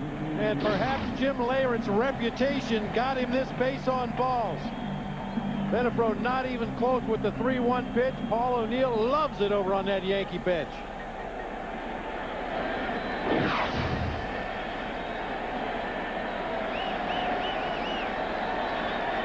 Bases still loaded, 3-1 New York advantage, and now it's Leday, a bouncing ball that Benefro has, and that'll retire the side, but they tack on a run and will give the ball to Rivera from a Yankee pen, leading 3-1. Yankees could not have written the script any better. Strong outing by Pettit, Nelson with a pair of key outs, and now they turn it over to Mariano Rivera. See the scouting report on Rivera. Led the majors with 45 saves. He was the American League Pitcher of the Month for the month of August. Did not allow an earned run. Great movement on his fastball in the mid-90s. Big game experience, that goes without saying. Rivera unusually only struck out 52 batters this year in 69 innings. Each year his strikeout total has gone down per inning by design. Joe Torre, Mel Stottlemyre wanted him to get outs without having to strike out batters. He now also throws a 2-seam sinking fastball to go along with that high 4-seamer. Hitters around the American League will tell you it's not so much the velocity on his pitches, it's that smooth, easy delivery, and then the ball just exploding out of Rivera's hand. Rivera did not allow a run in his final 28 appearances of the season, converting his last 22 save opportunities at strike 1 on Palmeiro, who's 2 for 3. How about that number? 195-3 for the Yankees when leading after 8 and unbeaten in the postseason.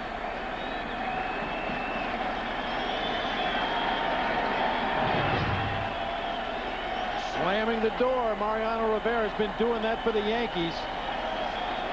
Perfect 2-0 record with 7 saves and the lowest ERA in Major League history in postseason.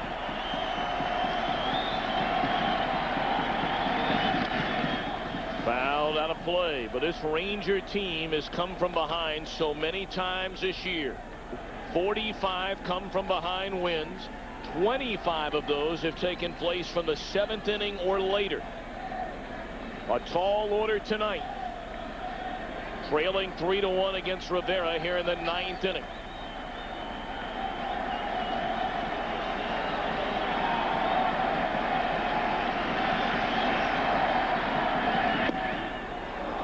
1-2 to Palmeiro.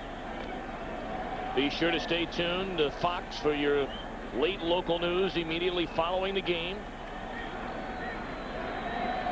1 ball and 2 strikes on Palmeiro. Got him swinging to open the ninth.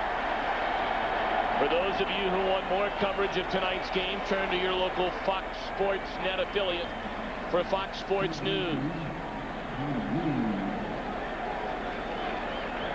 A good pitch for strike 3 to Rafael Palmeiro. A little cut fastball on the inside corner that runs even further in.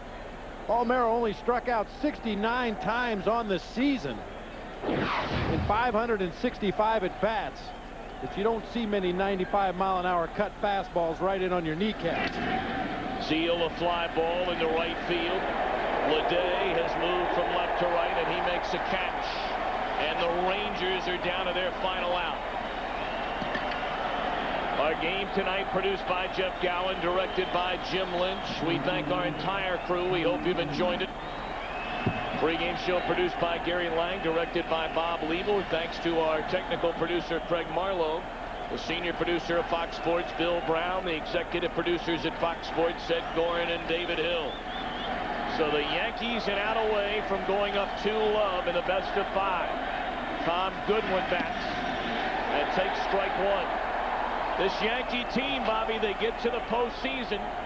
Some felt at times they were sleepwalking during this regular year. But boy, the big stage, the bright lights, and here they come again. Well, I'm not so sure I agree with that sleepwalking during the regular season statement, but they're wide awake right now. In the city that never sleeps.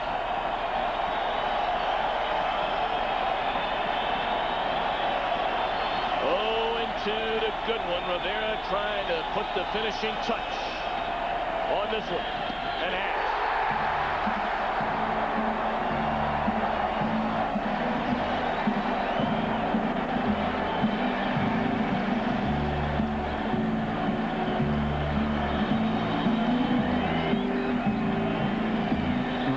Joe Torre told us before the game, pitching has made him the manager that has won so many games in the Bronx. Tonight, no different. Tonight, absolutely no different. Andy Pettitte with a big game performance, gave up only the 1 run on a solo home run by Juan Gonzalez. Great work out of the bullpen by Jeff Nelson, Mariano Rivera. They retire the only 5 men they face. So a tall order facing the Rangers as they head back to Arlington, trailing 2-0. The Yankees in pursuit of their 3rd World Series title in the last 4 years. It would be their 25th World Series title here in the Bronx. Andy Pettitte, Jeff Nelson, and Mariano Rivera combine on a 7-hitter. Yankees win it 3-1. Right now we send you to Keith Olbermann and Steve Lyons in our Fox Network Center. Thank you, Tom. You saw Beetle Bailey there and the persona of Don Zimmer. And I guess their story tonight, very simply, is the Rangers continue not to be able to hit, and Andy Pettitte, in the other case, hit all of his spots. Yeah, still a third of that lineup without a hit, and Andy Pettitte was tremendous tonight because he didn't have his great stuff. Hit his spots, moved the ball around. This is a guy who actually pitched tonight. It's also the same guy that they wanted to trade at the All-Star break, at the trading deadline. All right, key moment before we look at the highlights. In the 7th inning with Leday's base hit that landed between Gonzalez and Roberto Kelly, who could have used a walker to get there. Yeah. So what happened on that? Just bad outfield defense. Bottom line is Roberto Kelly was playing him to hit the other way, and they were pitching him that way. But if you're the center fielder and you go into the gap, you got to bring your right fielder with you so that you space out your outfield right. One of those guys should have dove for the ball. They were both close enough where one of them could have dove for it. They let it drop. You cannot let balls drop in the outfield. That was a weak fly ball to right center field. It didn't even bend the grass when it landed. All right, let's look at these highlights, including the one that we just mentioned. First off, this just in, Billy Crystal has purchased Don Mattingly in a memorabilia auction. Juan Gonzalez gets the Rangers only their 2nd run in the last 45 innings in the Yankees. In the 4th inning, the thump of Leday takes Pettitte yard 1-0. Still 1-0 in the 4th. Helling was sharp, and even worse for Chuck Knobloch. Oh, I meant to do that. Top of the 5th, 1-0 Texas, still 3-2 pitch. He gets Rusty Greer. Pettitte was huge all night, and that was critical because in the bottom of the 7th, the play we just mentioned, I don't know about Kelly here. I have run harder trying to catch the subway. The ball falls in. Martinez scores. It goes to 2-1, and the Yankees win on that bases-loaded walk in the 9th. or in the 8th. It is 3-1 the final, and the Yankees lead 2-0 in this series. We're going to go back to the Bronx now. Tom Brenneman is standing by, along with our Bob Brenly, as the Yankees celebrate that second game victory. Tom? Keith, thank you very much. We turn now to Curt Menefee outside the Yankees first base side dugout with one of the stars tonight, Ricky Leday. Well, Tom, you know, Ricky Leday, you had the game-winning hit. I noticed when you got to second base, you were really pumped up. How important was this game for this team, despite the fact you won the first? I mean, everything is important. I mean, it wouldn't be a different situation to go 1-1 going to Texas. So it was really important for us to get the win today and go there 2-0 instead of 1-1. Can you talk about Rick Helling out there tonight? Seems like he had his stuff, but you just battled and battled and battled and stayed in it as a team. Yeah, I mean, he was doing a great game. You could see, I mean, O'Neill, Chile, and all the lefties. I mean, we were all late. It's kind of tough to pick the ball off him, and he got great curveballs too. So, I mean, he was on today. He did a great job. I suppose it makes it easier when you got a guy like Andy Pettitte going like he was tonight. Oh yeah, I mean, you know, it was a great battle between them, and you know, they did great both. Andy threw a great game. You know, it was a well-pitched game. What about going down to Texas up 2-0? You think it's sweet? Yes, we do. You know, we go in there with the same approach, try to win it, and came back home. All right, thanks a lot, Ricky. We appreciate it. That's Ricky Leday, drove in the game-winning hit tonight. Back to you, Keith. Curt Menefee at Yankee Stadium, many thanks. So now it is the irony of the native of the Dallas metropolitan area, actually Houston metropolitan area, but he lived for a time in the Dallas metropolitan area. Roger Clemens goes back to Texas. He does go back to Texas, and he never really throws all that well when he goes back home. But I've said many times, if I had a game where I had to bet my life on it, what pitcher would I give the ball to? I'd hand the ball to Roger Clemens every time. And let us not underscore the fact that he has been in the majors since 1984, has never gotten a World Series ring, and wants one. There are two other developments tonight in baseball we must tell you about before we go. The Orioles, as we told you earlier, fired manager Ray Miller. They also tonight fired manager Frank Wren, and in an extraordinary, perhaps unprecedented statement, gave a detailed list of what it was he did to get himself fired. On September 17th, the Orioles team plane was about to take off for the West Coast. Cal Ripken called and said, I'm going to be about 10 minutes late. Please hold the plane. And Frank Wren said no. And apparently this matter came up for discussion again on Tuesday with Peter Angelos. And Wren said, that's a silly complaint.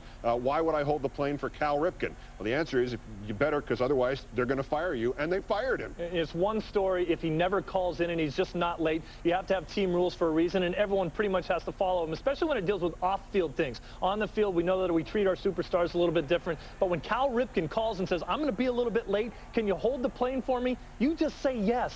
I don't care who you are.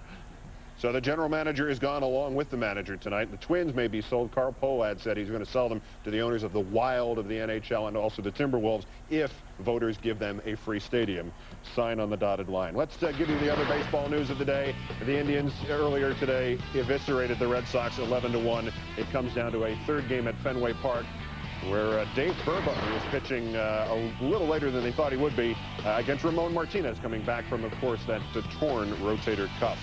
We will be bringing you that game at 4 p.m. Eastern on Saturday afternoon. Until you see us then, I'm Keith Olbermann for Steve Lyons. When we hear Steve say good night, say good night. Good night. Good night.